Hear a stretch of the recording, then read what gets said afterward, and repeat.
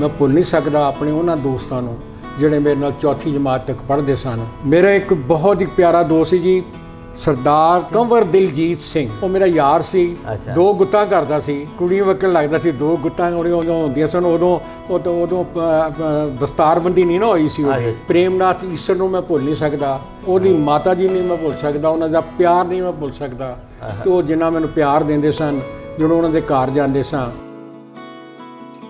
एक मेरा होर सी दोस्त बरकत राम, ਉਹਦਾ ਮੈਨੂੰ ਇੱਕ ਵਾਕਿਆ ਯਾਦ ਹੈ ਕਿ ਮੈਂ ਉਹਨਾਂ ਦੇ ਘਰ ਗਿਆ ਤੇ ਉਹਨਾਂ ਦੇ ਚੌਂਕੇ ਤੇ ਚੜ ਗਿਆ ਤੇ ਉਹਨੇ ਮੈਨੂੰ ਕਿਹਾ ਨੱਸ ਕੇ ਥੱਲੇ ਕਿਹਾ ਇਸ਼ਫਾਕ ਥੱਲੇ ਉਤਰ ਜਾਓ। ਮੇਰੀ ਮਾਂ ਨੂੰ ਪਤਾ ਲੱਗ ਗਿਆ ਤੇ ਗਾਂ ਦਾ ਗੋਬਰ ਲਿਆ ਕੇ ਤੇ ਇਹਨੂੰ ਸਾਫ ਲਿਪਣਾ ਪੈਗਾ।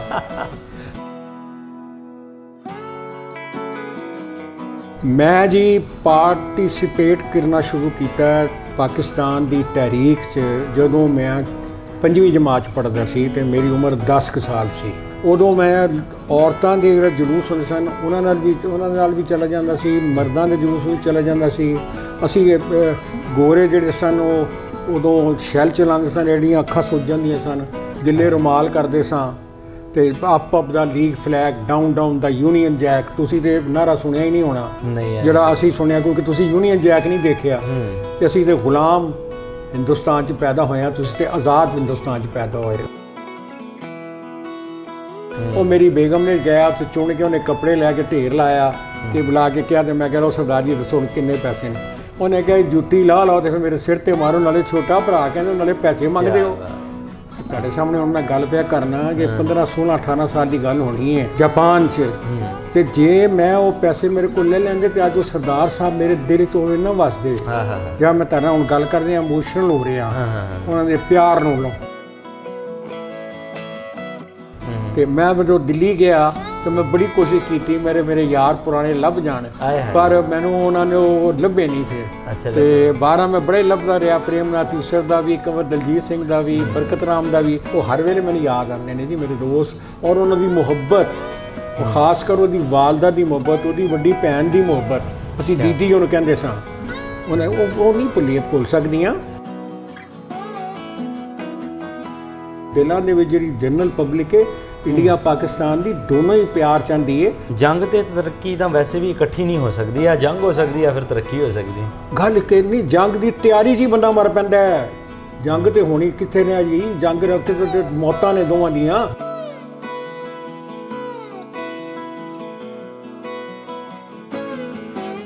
पंजाबी लहर वेख रहे सारे ही श्रोतिਆਂ ਨੂੰ बहुत सारा सलाम ਤੇ प्यार भरी सत श्री अकाल जी। मैं ਤੁਹਾਡਾ ਵੀਰ ਭੁਪਿੰਦਰ ਸਿੰਘ ਲਵਲੀ, और जिस तरह आप सब जानते हो कि असी पंजाब की सांझ, पंजाब के रंग और पंजाब दियां माणमतियां शख्सियतां आप जी दे रूबरू करते हैं कि ऐसी ही खूबसूरत शख्सियत साडे नाल मौजूद है जो ना सिर्फ दुखी इंसानियत की सेवा कर रही है बल्कि उन्होंने दिल विच 1947 का जिहड़ा संताप है वो भी उन्होंने कोल है। मैनू बड़े ही दुखी हिरदे नाल कहना पै रहा है, अफसोस नाल कहना पै रहा है कि जिगर दियां बीमारियां विच पाकिस्तान सरे फहरिस्त है। इत्थे दा हर एक चौथा बंदा जिगर दियां बीमारियां विच मुब्तला है, और इन्हां बीमारियां नाल अपनी धरती नूं पाक करन लई लिगवेयर ट्रस्ट फाउंडेशन पिछले 16 साल तो दुखी लोगों की फ्री खिदमत कर रहा है, क्योंकि रब सोने ने दुखी इंसानियत की सेवा लई अपने कुछ खास बंदे जिहड़े ने वो चुने हुंदे ने। सो यह इदारा जिहड़ा है पिछले 16 साल तो लगभग रोज़ाना 400 तो 500 मरीज़ फैसलाबाद में चैक करता है। ना सिर्फ चैक करता है बल्कि इन्हां दे तमाम तर अखराजात बिल्कुल फ्री ने, कोई लोगों को 1 रुपया भी जिहड़ा है वो चार्ज नहीं किया जाता। सो इत्थे आउण दी अज जो साडी वजूहात सन उहदे विच सब तो वड्डी वजह यह भी है कि पंजाबी लहर टीम नूं सब तो ज़्यादा जिहड़ियां फ़ोन कॉल्स आंदियां ने उहदे विच सब तो वड्डा मसला यह भी है कि बहुत सारे लोग जिगर दीयां बीमारियां विच मुबतला हो के एक खास स्टेज के उपर आके तो उन्होंने यह प्रॉब्लम होती है कि असी इंडिया जाना है या उत्थे इलाज कराना है या उत्थे अपना चैकअप कराना है। सो असी वेख्या कि पाकिस्तान दे विच ऐसी किहड़ी जगह है जिथे टाइम के नाल ही पता लग सके इस बीमारी बारे। सो एक तो वजह ऐसी इस करके अज असी आए सी। दूसरी सब तो वड्डी वजह जो इस इदारे दे सरबराह ने ਉਹ ਉਹਨਾਂ ਦੇ ਕੁਝ ਬਚਪਨ ਦੇ ਯਾਰ ਜੋ 1947 ਵਿੱਚ ਖੋਜ ਗਏ ਸੀਗੇ। ਸੋ ਆਪਾਂ ਉਹਨੂੰ ਵੀ ਲੱਭਣ ਦੀ ਕੋਸ਼ਿਸ਼ ਕਰਾਂਗੇ, ਕਿਉਂਕਿ ਇਹ ਪਿਛਲੇ 73 ਸਾਲਾਂ ਤੋਂ ਉਹਨਾਂ ਨੂੰ ਲੱਭ ਰਹੇ ਨੇ। ਪਿਛਲੇ 73 ਸਾਲਾਂ ਤੋਂ ਪਿਆਰੇ ਉਹ ਖੂਬਸੂਰਤ ਉਹ ਬਚਪਨ ਦੇ ਦੋਸਤਾਂ ਨੂੰ ਲੱਭ ਰਹੇ ਨੇ। ਬਲਕਿ ਉਹਨਾਂ ਦੋਸਤਾਂ ਨੂੰ ਲੱਭਣ ਲਈ ਇਹਨਾਂ ਨੂੰ ਇੰਡੀਆ ਵੀ ਜਾਣਾ ਪਿਆ, ਉੱਥੇ ਵੀ ਇਹਨਾਂ ਨੇ ਲੱਭਿਆ, ਪਰ ਉਹ ਦੋਸਤ ਇਹਨਾਂ ਨੂੰ ਨਹੀਂ ਲੱਭ ਸਕੇ। ਸੋ ਇਸ ਵੀਡੀਓ ਰਾਹੀਂ ਆਪਾਂ ਅੱਜ ਦੋਵੇਂ ਹੀ ਮਕਸਦ ਪੂਰੇ ਕਰਾਂਗੇ। ਕੀ ਹਾਲ ਚਾਲ ਤੁਹਾਡਾ ਬਜ਼ੁਰਗੋ, ਠੀਕ ਠਾਕ ਹੋ? ਸਰਦਾਰ ਜੀ ਬਹੁਤ ਬਹੁਤ ਵਧਾਈਆਂ ਮੇਰੀਆਂ, ਬੜਾ ਤੁਸੀਂ ਆਏ ਹੋ। ਸਤਿ ਸ੍ਰੀ ਅਕਾਲ ਜਨਾਬ। ਸਤਿ ਸ੍ਰੀ ਅਕਾਲ। ਔਰ ਇੱਕ ਸਰਦਾਰ ਨੂੰ ਮਿਲ ਲਓ ਤੇ ਇੰਜ ਹੁੰਦਾ ਜਿਵੇਂ ਚੰਨ ਚੜ ਗਿਆ, ਭਰਾ ਇੱਕ ਮਿਲ ਗਿਆ ਆ। ਉਹ ਮੈਂ ਤੇ ਦੁਨੀਆ ਦੇ ਕੋਨੇ-ਕੋਨੇ ਤੋਂ ਸਰਦਾਰ ਮੇਰੇ ਭਰਾ ਇਸੇ ਤਰ੍ਹਾਂ ਹੀ ਮਿਲਦੇ ਨੇ ਮੈਨੂੰ, ਔਰ ਬੜਾ ਹੀ ਮਜ਼ਾ ਆਉਂਦਾ ਹੈ। ਔਰ ਮੈਂ ਇਕੱਲਾ ਨਹੀਂ ਇਹ ਕਹਿ ਰਿਹਾ, ਅੱਛਾ, ਜਿਹੜੇ ਵੀ ਮੇਰੇ ਭਰਾ ਸੁਣ ਰਹੇ ਨੇ ਔਰ ਜਿਹੜੇ ਸਰਦਾਰਾਂ ਨੂੰ ਮਿਲੇ ਹੋਏ ਨੇ ਉਹ ਮੇਰੀ ਗੱਲ ਦੀ ਤਾਈਦ ਕਰਨਗੇ ਇਸ ਚੀਜ਼ ਦੀ। ਅੱਛਾ, ਤੁਸੀਂ ਪਹਿਲੇ ਆਪਣਾ ਨਾਂ ਦੱਸੋ, ਤੁਹਾਡਾ ਨਾਂ ਕੀ ਹੈ? ਮੇਰਾ ਨਾਮ ਹੈਗਾ ਜੀ ਅਸ਼ਫਾਕ ਅਹਿਮਦ। ਅੱਛਾ। ਮੈਂ ਬੇਸਿਕਲੀ ਮੈਂ ਇੰਡਸਟਰੀਲਿਸਟ ਹਾਂ, ਮੇਰੀ ਇੱਕ ਟੈਕਸਟਾਈਲ ਮਿਲ ਹੈ। ਅੱਛਾ। ਮਗਰ ਮੇਰਾ ਜਿਹੜੀ ਹੈ ਨਾ, ਮੇਰੀ ਉਮਰ ਇਸ ਲਈ ਹੋ ਗਈ, ਮੇਰੀ ਹੈ ਵੇ 35 ਦੀ ਪੈਦਾਇਸ਼ ਹੈ। 1935 ਦੀ ਪੈਦਾਇਸ਼ ਹੈ ਮੇਰੀ, ਤੇ ਮੇਰੀ ਉਮਰ ਹੋ ਗਈ ਇਸ ਲਈ 87 ਸਾਲ ਮੈਂ ਹੋਣ ਵਾਲਾ ਵਾਂ। ਅੱਛਾ। ਤੇ ਬਾਕੀ ਗੱਲ ਹੈ ਜੀ ਕਿ ਇਹਦਾ ਉਹ ਜਿਹੜਾ ਹੁਣ ਇਸ ਵੇਲੇ ਮੈਂ ਖਿਦਮਤ ਖਲਕ ਦੀ ਵਜ੍ਹਾ ਕਰਕੇ ਇੱਧਰ ਆਪਣਾ ਕੰਮ ਜ਼ਿਆਦਾ ਟਾਈਮ ਦੇਣਾ, 4-5 ਘੰਟੇ ਲਿਵਰ ਸੈਂਟਰ ਸੀ ਬਣਾਇਆ। ਮਤਲਬ ਸੇਵਾ ਲਈ ਤੁਸੀਂ ਆਪਣਾ ਬਿਜ਼ਨਸ ਜਿਹੜਾ ਹੈ ਹੁਣ ਛੱਡ ਦਿੱਤਾ ਹੈ? ਨਹੀਂ, ਮੈਂ ਬਿਜ਼ਨਸ ਦੇ ਵਿੱਚ ਇਨਵੋਲਵ ਉਹਨਾਂ ਡਾਇਰੈਕਟ ਨਹੀਂ ਹੈ। ਬਾਕੀ ਜਿੰਨੇ ਡਿਪਾਰਟਮੈਂਟਸ ਨੇ, ਜੋ ਇਹ ਮੈਂ ਚੀਫ ਐਗਜ਼ੈਕਟਿਵ ਹਾਂ, ਉਹ ਮੈਂ ਸਾਰਾ ਹੈਂਡਲ ਕਰਨਾ। 4 ਘੰਟੇ ਇੱਥੇ ਦੇਣਾ, ਫਿਰ ਬਾਕੀ ਮੈਂ ਆਪਣੀ ਇੰਡਸਟਰੀ ਆਪਣੀ ਵੇਖਣਾ। ਬਾਕੀ ਮੇਰੇ ਪੁੱਤਰ ਨੇ ਉਹ ਜਿਹੜੇ ਉਹਨਾਂ ਨੇ ਸੰਭਾਲਦੇ ਨੇ, ਔਰ ਮੇਰਾ ਉਹਦਾ ਰੱਬ ਦਾ ਬੜਾ ਕਰਮ ਹੈ। ਉਹਦੀ ਤੁਹਾਡੇ ਵਾਲਿਦ ਮੁਹਤਰਮ ਦਾ ਕੀ ਨਾਂ ਹੈ ਜੀ? ਉਹਨਾਂ ਦਾ ਸ਼ੇਖ ਮੁਹੰਮਦ ਸ਼ਫੀ। ਸ਼ੇਖ ਮੁਹੰਮਦ। ਅਸੀਂ ਬਿਲੋਂਗ ਕਰਨੇ ਆ ਜੀ ਕਸੂਰ ਸ਼ਹਿਰ ਤੋਂ। ਅੱਛਾ। ਸਾਡੇ ਬਜ਼ੁਰਗ ਜਿਹੜੇ ਸਨ ਉੱਥੋਂ ਦੇ ਸਨ, ਮਗਰ ਮੇਰੇ ਅੱਬਾ ਜੀ ਲਾਹੌਰ ਆ ਗਏ ਸਨ। ਮੈਂ ਲਾਹੌਰ ਰਿਹਾ, ਔਰ ਲਾਹੌਰ ਹੀ ਜੰਮ ਪਲ ਮੇਰਾ, ਔਰ ਉੱਥੇ ਹੀ ਮੈਂ ਵੱਡਾ ਹੋਇਆ। ਤੇ ਉਹਦੇ ਬਾਅਦ ਇੱਥੇ ਬਿਜ਼ਨਸ ਵਾਸਤੇ 62 ਦਾ ਮੈਂ ਇੱਥੇ ਆਇਆ ਹੋਇਆ ਆਪਣੇ ਕਾਰੋਬਾਰ ਵਾਸਤੇ। ਅੱਛਾ। ਇਹ ਅਸੀਂ 2005 ਤੋਂ ਸ਼ੁਰੂ ਕੀਤਾ ਹੈ। ਅੱਛਾ। ਔਰ ਸਾਨੂੰ ਇਹਦੇ ਵੀ ਤੁਸੀਂ ਦੇਖ ਲਓ ਕਿ 5 ਤੇ 16 ਮੈਂ ਇਦਾਰੇ ਬਾਰੇ ਵੀ ਤੁਹਾਡੇ ਕੋਲ ਪੁੱਛਦਾ। ਮੈਂ ਪਹਿਲੇ ਤੁਹਾਡਾ ਜਿਹੜਾ ਫੈਮਿਲੀ ਬੈਕਗਰਾਉਂਡ ਹੈ ਮੈਂ ਉਸ ਬਾਰੇ ਜਾਣਨਾ ਚਾਹਾਂਗਾ। ਤੁਹਾਡੇ ਦਾਦਾ ਮੁਹਤਰਮ ਦਾ ਕੀ ਨਾਮ ਸੀ? ਉਹਨਾਂ ਦਾ ਸ਼ੇਖ ਹਾਜੀ ਮੁਹੰਮਦ। ਸ਼ੇਖ ਹਾਜੀ ਮੁਹੰਮਦ। ਤੁਸੀਂ ਬੇਸਿਕਲੀ ਲਾਹੌਰ ਦੇ ਰਹਿਣ ਵਾਲੇ ਹੋ? ਬੇਸਿਕਲੀ ਅਸੀਂ ਕਸੂਰ ਦੇ ਹਾਂ। ਮੇਰੇ ਅੱਬਾ ਜੀ ਲਾਹੌਰ ਆਏ ਸੀ। ਅੱਛਾ। ਮੇਰੇ ਅੱਬਾ ਜੀ ਲਾਹੌਰ ਆਏ ਸੀ। ਸਾਡਾ ਕਾਰੋਬਾਰ ਸੀ ਪਹਿਲੇ ਪਾਕਿਸਤਾਨ ਬਣਨ ਤੋਂ ਪਹਿਲੇ ਵੀ ਸਾਡੀ ਜਿਹੜੀ ਬਿਜ਼ਨਸ ਸੀ ਨਾ, ਉਹ ਅੰਮ੍ਰਿਤਸਰ ਪੱਟੀ। ਅੱਛਾ। ਔਰ ਜਿਹੜਾ ਅਸਲੇ ਹਿੰਦੁਸਤਾਨ ਦੇ ਇਲਾਕੇ ਚਲੇ ਗਏ ਨੇ। ਤੇ ਤੀਸਰਾ ਅਸੀਂ ਚੱਕ ਝੁਮਰੇ। ਇੱਥੇ ਸਾਡੀਆਂ ਜਿਨਿਕ ਫੈਕਟਰੀਆਂ ਸਨ। ਅੱਛਾ। ਅਸੀਂ ਸ਼ੁਰੂ ਤੋਂ ਟ੍ਰੇਡ ਵਿੱਚ ਹੈਗੇ ਹਾਂ, ਗੱਲੇ ਦੀ ਟ੍ਰੇਡ ਵਿੱਚ ਤੇ ਕਾਟਨ ਦੇ ਵਿੱਚ ਇਹਦੇ 'ਚ। ਔਰ ਚਮੜਿਆ ਵੀ ਸਾਡੇ ਪਰਦਾਦਾ ਜੀ ਚਮੜੇ ਦਾ ਕੰਮ ਵੀ ਜਿਹੜੇ ਸਨ, ਮਤਲਬ ਸਾਰੇ ਵੱਡੇ ਕੰਮ ਤੁਸੀਂ। ਪਰ ਉਸ ਵੇਲੇ ਅੱਛੇ ਜਿਹੜਾ ਕੰਮ ਸੀ ਨਾ, ਉਹ ਇਹ ਹੀ ਜ਼ਿਆਦਾ ਚੱਲਦਾ ਸੀ। ਚਮੜੇ ਦਾ ਕੰਮ ਜ਼ਿਆਦਾ ਮੁਸਲਮਾਨ ਕਰਦੇ ਸਨ। ਜੀ ਜੀ। ਤੇ ਉਹਦੇ ਬਾਅਦ ਗੱਲੇ ਦਾ। ਔਰ ਕਸੂਰ ਸ਼ਹਿਰ ਜਿਹੜਾ ਸੀ ਨਾ, ਉਹ ਤੀਸਰਾ ਵੱਡਾ ਬਿਜ਼ਨਸ ਦਾ ਹੱਬ ਸੀ ਉਹਨਾਂ ਦਿਨਾਂ 'ਚ। ਅੱਛਾ। ਬੰਬੇ, ਕਰਾਚੀ, ਕਲਕੱਤਾ ਔਰ ਚੌਥਾ ਸਮਝ ਲਓ ਕਸੂਰ ਸੀ। ਹਾਂ, ਲੇਕਿਨ ਹੁਣ ਫੈਸਲਾਬਾਦ ਮੇਰਾ ਖਿਆਲ ਹੋ ਗਿਆ। ਉਹਦੀ ਵਜ੍ਹਾ ਸੀ ਕਿ ਜਿਸਲੇ ਵੰਡ ਹੋਈ ਤੇ ਬਾਰਡਰ ਨਾਲ ਖੇਮਕਰਨ ਬਣ ਗਿਆ, ਤੇ ਨਾਲ ਹੀ ਆਪਣਾ ਸਾਹਮਣੇ ਨਾਲ ਫਿਰੋਜ਼ਪੁਰ ਦਾ ਬਣ ਗਿਆ। ਤੇ ਉਹਦਾ ਕੁਝ ਹਿੱਸਾ ਉਹਨਾਂ ਕੋਲ ਚਲਾ ਗਿਆ। ਉਹ ਸ਼ਹਿਰ ਦਾ ਜਿਹੜਾ ਕੈਚਮੈਂਟ ਏਰੀਆ ਸਾਰਾ ਖਤਮ ਹੋ ਗਿਆ ਨਾ ਜੀ। ਜਿਹੜਾ ਸਾਰਾ ਬਿਜ਼ਨਸ ਦਾ ਉਧਰੋਂ ਸਾਰਾ ਇਕੱਠਾ ਹੋ ਕੇ ਕਸੂਰ ਆਉਂਦਾ ਸੀ, ਉਹ ਕਸੂਰ ਜਿਹੜੀਆਂ ਨਾ ਉਹ ਜਿਹੜਾ ਕੱਟਿਆ ਗਿਆ ਇਸ ਵਜ੍ਹਾ ਕਰਕੇ। ਮਗਰ ਹਾਲੇ ਵੀ ਕਸੂਰ ਦੇ ਜੇ ਬਿਜ਼ਨਸ ਉਸੇ ਤਰ੍ਹਾਂ ਹੀ ਹੈ, ਕਿਉਂਕਿ ਕਾਰੋਬਾਰੀ ਕਮਿਊਨਿਟੀ ਹੈ, ਔਰ ਬੜੇ ਵੱਡੇ ਲੋਕ ਉਹਨੇ ਪੈਦਾ ਕੀਤੇ ਨੇ ਕਸੂਰ ਨੇ ਬਿਜ਼ਨਸ ਵਾਲੇ। ਅੱਛਾ। ਅੱਛਾ, ਤੁਹਾਡਾ ਜਨਮ ਤੁਸੀਂ ਦੱਸਿਆ ਲਾਹੌਰ ਸ਼ਹਿਰ ਦਾ ਹੈ ਜੀ। ਲਾਹੌਰ ਸ਼ਹਿਰ ਤਾਂ ਬਹੁਤ ਵੱਡਾ ਹੈ। ਕਿਹੜੀ ਜਗ੍ਹਾ 'ਚ ਤੁਹਾਡਾ ਜਨਮ ਹੋਇਆ? ਉੱਥੇ ਲਾਹੌਰ ਸ਼ਹਿਰ ਦਾ ਇੱਕ ਸਬਰਗ ਦਾ ਏਰੀਆ ਜੀ, ਮੁਜ਼ੰਗ। ਬੜਾ ਮਸ਼ਹੂਰ ਏਰੀਆ ਮੁਜ਼ੰਗ। ਔਰ ਮੈਂ ਮੁਜ਼ੰਗ ਦੇ ਵਿੱਚ ਮੇਰੇ ਅੱਬਾ ਜੀ ਬਹੁਤ ਦੇਰ ਰਹੇ। ਉਹਦੇ ਬਾਅਦ ਅਸੀਂ ਜਦੋਂ ਡਿਵੈਲਪਮੈਂਟਾਂ ਹੋਈਆਂ, ਫਿਰ ਅਸੀਂ ਇਸ਼ਰੇ ਕੋਠੀ ਬਣਾ ਲਈ। ਫਿਰ ਹੁਣ ਅੱਜ ਕੱਲ੍ਹ ਸਾਡਾ ਸੈਕੰਡ ਹੋਮ ਜਿਹੜਾ ਹੈਗਾ ਉਹ ਡਿਫੈਂਸ ਵਿੱਚ ਹੈ। ਬਸ ਇਸ ਤਰ੍ਹਾਂ ਕਰਦੇ ਹਾਂ, ਵਕਤ ਗੁਜ਼ਰ ਗਿਆ ਜੀ। ਅੱਛਾ, ਚੂँਕਿ ਅਸੀਂ ਪਾਰਟੀਸ਼ਨ ਦੇ ਹਵਾਲੇ ਤੱਕ ਰਵਾਂਗੇ, ਤਾਂ ਮੈਨੂੰ ਇਹ ਦੱਸੋ, ਉਸ ਵੇਲੇ ਤੁਹਾਡੀ ਉਮਰ 12 ਸਾਲ ਸੀ, ਤੁਸੀਂ ਪੜ੍ਹਦੇ ਸੀ ਉਸ ਵੇਲੇ ਜਦੋਂ 47 ਹੋਈ ਹੈ? ਮੈਂ ਜੀ ਪਾਰਟੀਸਿਪੇਟ ਕਰਨਾ ਸ਼ੁਰੂ ਕੀਤਾ ਪਾਕਿਸਤਾਨ ਦੀ ਤਹਿਰੀਕ 'ਚ ਜਦੋਂ ਮੈਂ 5ਵੀਂ ਜਮਾਤ 'ਚ ਪੜ੍ਹਦਾ ਸੀ, ਤੇ ਮੇਰੀ ਉਮਰ 10 ਕੁ ਸਾਲ ਸੀ। ਅੱਛਾ।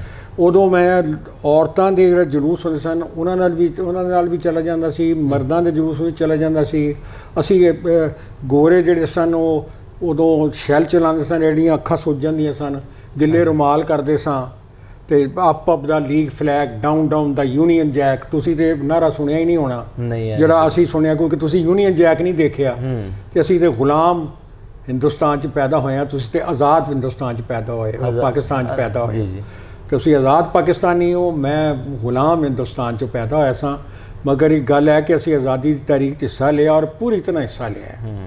ਤੇ ਉਹਦੇ ਉਦੋਂ ਨਾਰੇ ਹੋਏ ਹੁੰਦੇ ਸੀ ਅਪ ਦਾ ਲੀਗ ਫਲੈਗ, ਡਾਊਨ ਦਾ ਯੂਨੀਅਨ ਜੈਕ। ਔਰ ਉਹਦੇ ਵਾਸਤੇ ਅਸੀਂ ਜੋ ਇਕੱਠੇ ਹੁੰਦੇ ਸਾਂ, ਫਿਰ ਉਹ ਗੋਰੇ ਜਿਹੜੇ ਸਨ ਸਾਡੇ ਇੰਡੀਅਨ ਜਿਹੜੇ ਸਿਪਾਹੀ ਸਨ, ਜਿਹਦੇ ਮੁਸਲਮਾਨ ਵੀ ਸਨ, ਸਰਦਾਰ ਵੀ ਸਨ, ਹਿੰਦੂ ਵੀ ਸਨ, ਉਹਨਾਂ ਦੇ ਹੱਥੋਂ ਹੀ ਸਾਡੇ ਕੋਲ ਚਲਵਾਉਂਦੇ ਸਨ ਤੇ ਸਾਡੀਆਂ ਜਿਹੜੀਆਂ ਅੱਖਾਂ ਸੁੱਜਦੀਆਂ ਸਨ। ਪਰ ਉਹ ਜਜ਼ਬਾ ਇਹ ਨਾ ਸੀ ਕਿ ਵੀ ਆਜ਼ਾਦ ਹੋਣਾ ਹਿੰਦੁਸਤਾਨ ਨੇ। ਇਹ ਵੱਖਰੀ ਗੱਲ ਹੈ ਕਿ ਬਾਅਦ ਪਾਕਿਸਤਾਨ ਅਲੱਗ ਹੋ ਗਿਆ, ਹਿੰਦੁਸਤਾਨ ਅਲੱਗ ਹੋ ਗਿਆ। ਪਹਿਲੇ ਤਹਿਰੀਕ ਜਦੋਂ ਸ਼ੁਰੂ ਹੋਈ ਉਦੋਂ ਤੋਂ ਇਹੀ ਸੀ ਨਾ ਕਿ ਆਜ਼ਾਦ ਕਰਨਾ ਹੈ ਜੀ। ਅੱਛਾ, ਤੁਹਾਡਾ ਬਚਪਨ ਜ਼ਾਹਰਾ ਮਜ਼ੰਗ 'ਚ ਗੁਜ਼ਰਿਆ ਹੋਣਾ ਹੈ।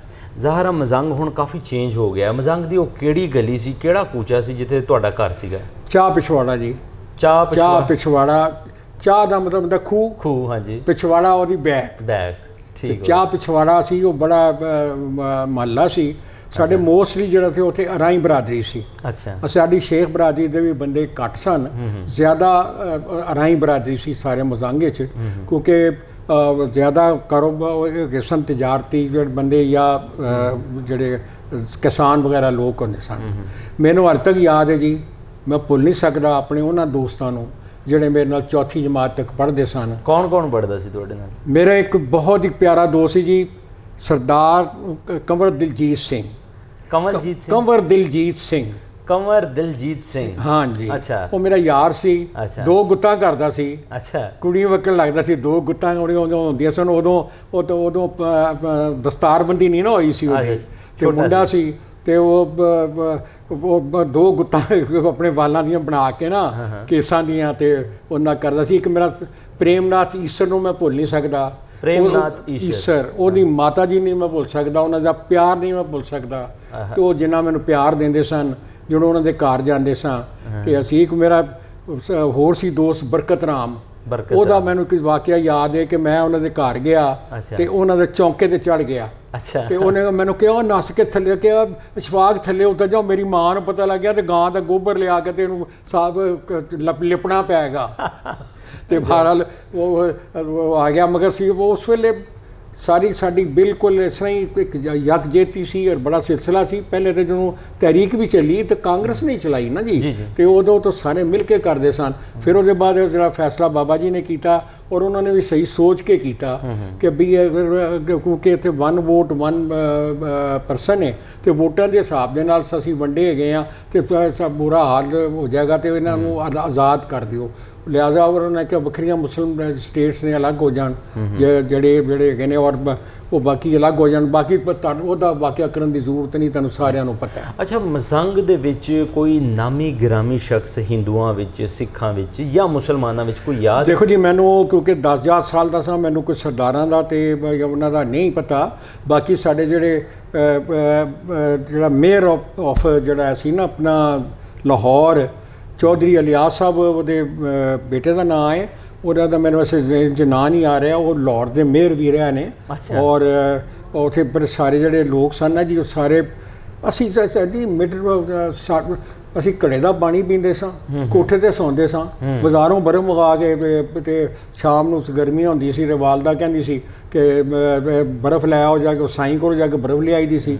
4 ਆਨੇ ਦੇ 5 ਕੁਲਚੇ ਮਿਲਦੇ ਸਨ। ਅੱਛਾ। ਤੇ ਔਰ ਬੜੀ ਅਸੀਂ ਵਾਲਦਾ ਦਾ ਡੇਰੇ ਪੀੜੀ 'ਤੇ ਬਹਿ ਕੇ ਤੇ ਉਹਦੇ ਗਿਰਦ ਰੋਟੀ ਖਾਈ ਦੀ ਸੀ, ਪਰਾਠੇ ਬਣੇ ਤੇ ਸਰਦੀਆਂ ਨੂੰ ਦੇ ਨਾਲ ਮੱਛੀ, ਕਦੀ ਕੋਈ ਸ਼ਾਇਦ ਹੈ। ਉਹ ਚੀਜ਼ਾਂ ਭੁੱਲ ਨਹੀਂ ਸਕਦੀਆਂ। ਉਹ ਜ਼ਿੰਦਗੀ ਜਿਹੜੀ ਸੀ ਉਹ ਬੜੀ ਇੰਜੋਏ ਕੀਤੀ ਆ। ਬਚਪਨ ਹਰ ਇੱਕ ਨੂੰ ਅੱਛਾ ਲੱਗਦਾ ਹੈ ਔਰ ਹਾਲੇ ਤੱਕ ਸਰਦਾਰ ਸਾਹਿਬ ਮੈਂ ਭੁੱਲ ਨਹੀਂ ਸਕਦਾ ਉਹਨਾਂ ਗੱਲਾਂ ਨੂੰ।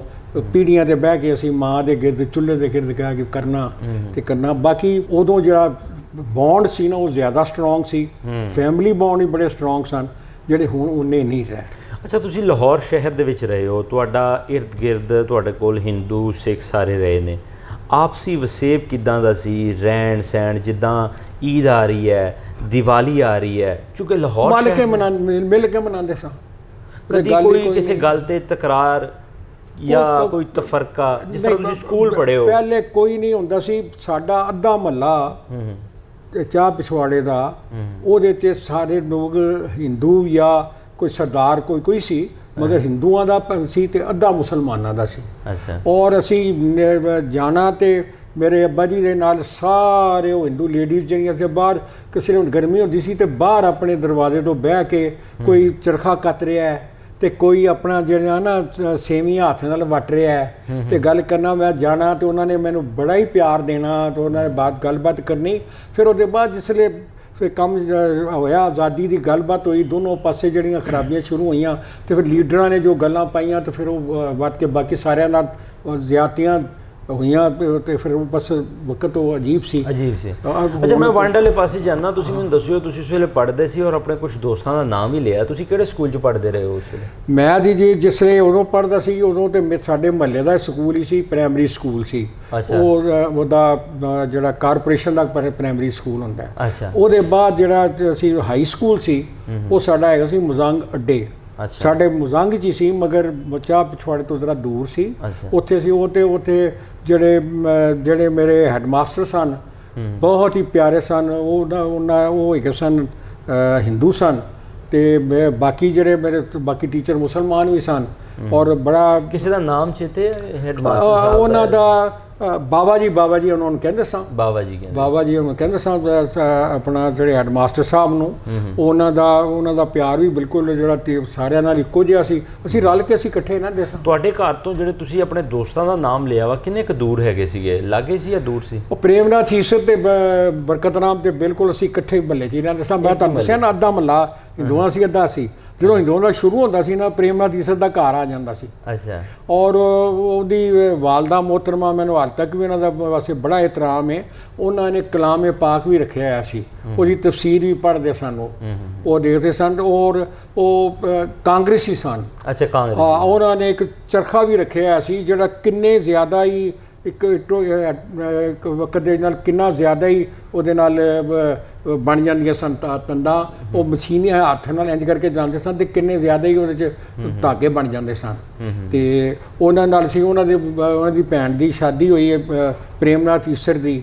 ਤੇ ਮੈਂ ਜਦੋਂ ਦਿੱਲੀ ਗਿਆ ਤੇ ਮੈਂ ਬੜੀ ਕੋਸ਼ਿਸ਼ ਕੀਤੀ ਮੇਰੇ ਯਾਰ ਪੁਰਾਣੇ ਲੱਭ ਜਾਣ, ਪਰ ਮੈਨੂੰ ਉਹਨਾਂ ਨੇ ਉਹ ਲੱਭੇ ਨਹੀਂ। ਫਿਰ ਤੇ 12 ਮੈਂ ਬੜੇ ਲੱਭਦਾ ਰਿਹਾ, ਪ੍ਰੇਮਨਾਥ ਈਸਰ ਦਾ ਵੀ, ਕੰਵਰ ਦਲਜੀਤ ਸਿੰਘ ਦਾ ਵੀ, ਬਰਕਤ ਰਾਮ ਦਾ ਵੀ, ਮਗਰ ਮੇਰੀ ਉਮਰ ਦੇ ਤੇ ਉਹਦੇ ਫੇਸ ਬੁੱਕ ਦੇ ਉੱਤੇ ਮੈਨੂੰ ਉਹ ਨਹੀਂ ਲੱਭੇ। ਬਹੁਤ ਸਾਰੇ ਪ੍ਰੇਮਨਾਥ ਈਸਰ ਮਿਲੇ। ਚਲੋ ਆਪਾਂ ਕੋਸ਼ਿਸ਼ ਕਰਾਂਗੇ, ਲੇਕਿਨ ਪਹਿਲੇ ਤੁਸੀਂ ਇਹ ਦੱਸੋ ਕਿ ਜਦੋਂ ਪਾਰਟੀਸ਼ਨ ਹੋਈ ਹੈ, ਵੰਡ ਹੋਈ ਹੈ, ਉਜਾੜਾ ਹੋਇਆ ਹੈ, ਬਟਵਾਰਾ ਕੀਤਾ ਗਿਆ, ਉਸ ਵੇਲੇ ਦਾ ਕੀ ਮਾਹੌਲ ਸੀ?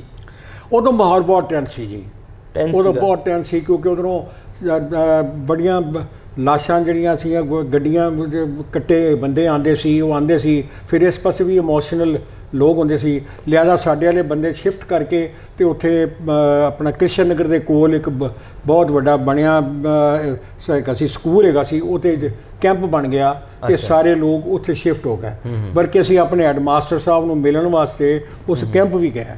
ਅੱਛਾ। ਤੇ ਉਹ ਫਿਰ ਉੱਥੋਂ ਫਿਰ ਉਹ ਸ਼ਿਫਟ ਹੋ ਕੇ ਤੇ ਕਿਉਂਕਿ ਪੁਲਿਸ ਦੀ ਪਹਿਰੇ 'ਚ ਉੱਥੇ ਚਲੇ ਗਏ, ਕਿਉਂਕਿ ਕੋਈ ਪਤਾ ਨਹੀਂ ਸੀ ਕੀ ਹੋ ਜਾਣਾ ਕੱਲ੍ਹ ਨੂੰ। ਤੇ ਲਿਹਾਜ਼ਾ ਹਰ ਇੱਕ ਨੂੰ ਆਪਣਾ ਹੈ ਸੀ, ਉਹਦੇ 'ਚ ਹੈ ਕਿ ਉੱਥੇ ਚਲੇ ਗਏ। ਉੱਥੋਂ ਫਿਰ ਉਹ ਸ਼ਿਫਟ ਹੋ ਕੇ ਚਲੇ ਗਏ। ਫਿਰ ਆਪਣਾ ਇਸੇ ਤਰ੍ਹਾਂ ਕਰਦੇ ਉੱਧਰੋਂ ਇੱਧਰ ਬੰਦੇ ਆ ਗਏ। ਬੜਾ ਵੰਡ ਦਾ ਸੈਡ ਸਟੋਰੀ। 47 ਤੋਂ ਪਹਿਲੇ ਕਿਆ ਤੁਹਾਨੂੰ ਪਤਾ ਸੀ ਕਿ ਇਸ ਤਰ੍ਹਾਂ ਵੰਡ ਹੋ ਜਾਣੀ ਹੈ, ਲੋਕਾਂ ਨੂੰ ਜਾਣਾ ਪੈਣਾ, ਘਰ-ਬਾਰ ਛੱਡਣੇ ਪੈਣੇ, ਹਿੰਦੂਆਂ ਨੂੰ ਜਿਹੜੇ ਤੁਹਾਡੇ ਦੋਸਤ ਸਨ ਸਿੱਖਾਂ ਨੂੰ ਉਹਨਾਂ ਨੂੰ ਜਾਣਾ ਪੈਣਾ, ਮੁਸਲਮਾਨ ਆਉਣਗੇ? ਕੋਈ ਅੰਦਾਜ਼ਾ? ਮੇਰਾ ਖਿਆਲ ਹੈ ਕਿ ਬਹੁਤ ਜ਼ਿਆਦਾ, ਜਦੋਂ ਤੱਕ ਮੈਨੂੰ ਯਾਦ ਹੈ ਕਿ ਬਈ ਪ੍ਰਾਇਮਰੀ ਸਕੂਲ ਜਦੋਂ ਤੱਕ ਮੈਂ ਪੜ੍ਹਦਾ ਸਾਂ ਉਦੋਂ ਤੱਕ ਤੇ ਇਹੋ ਜਿਹੀ ਕੋਈ ਗੱਲ ਨਹੀਂ ਸੀ। ਹਾਂ, ਉਹਦੇ ਬਾਅਦ ਫਿਰ ਆਹਿਸਤਾ ਆਹਿਸਤਾ ਟੈਨਸ਼ਨ ਸ਼ੁਰੂ ਹੋ ਗਈ, ਮਗਰ ਕੋਈ ਘਰ ਛੱਡ ਕੇ ਤੇ ਨਹੀਂ ਜਾ ਰਿਹਾ ਸੀ ਹੁੰਦਾ ਸੀ। ਹਰ ਕੋਈ ਬੰਦਾ ਰਹਿ ਰਿਹਾ ਹੁੰਦਾ ਸੀ ਉਸੇ ਹਿਸਾਬ ਨਾਲ। ਜਦੋਂ ਫਿਰ ਕਤਲੋ ਗਾਰਤ ਸ਼ੁਰੂ ਹੋਈ ਤੇ ਫਿਰ ਉਹਦੇ ਬਾਅਦ ਫਿਰ ਹਾਂ ਬਟਵਾਰਾ ਸ਼ੁਰੂ ਹੋ ਗਿਆ ਤੇ ਫਿਰ ਸਾਰੇ ਹਰ ਕੋਈ ਸ਼ਿਫਟ ਕਰ ਗਿਆ। ਮਤਲਬ ਜਾਨਾਂ ਨੂੰ ਬਚਾਉਣ ਵਾਸਤੇ ਜਗ੍ਹਾ ਛੱਡਣੀ ਪਈ। ਹਰ ਇੱਕ ਨੇ ਇਸ ਤਰ੍ਹਾਂ ਹੀ ਹੁੰਦਾ ਜੀ, ਦੋ ਪਾਸੇ ਉਧਰੋਂ ਇੱਧਰ ਆਏ ਦੋ ਉਧਰੋਂ ਚਲੇ ਗਏ।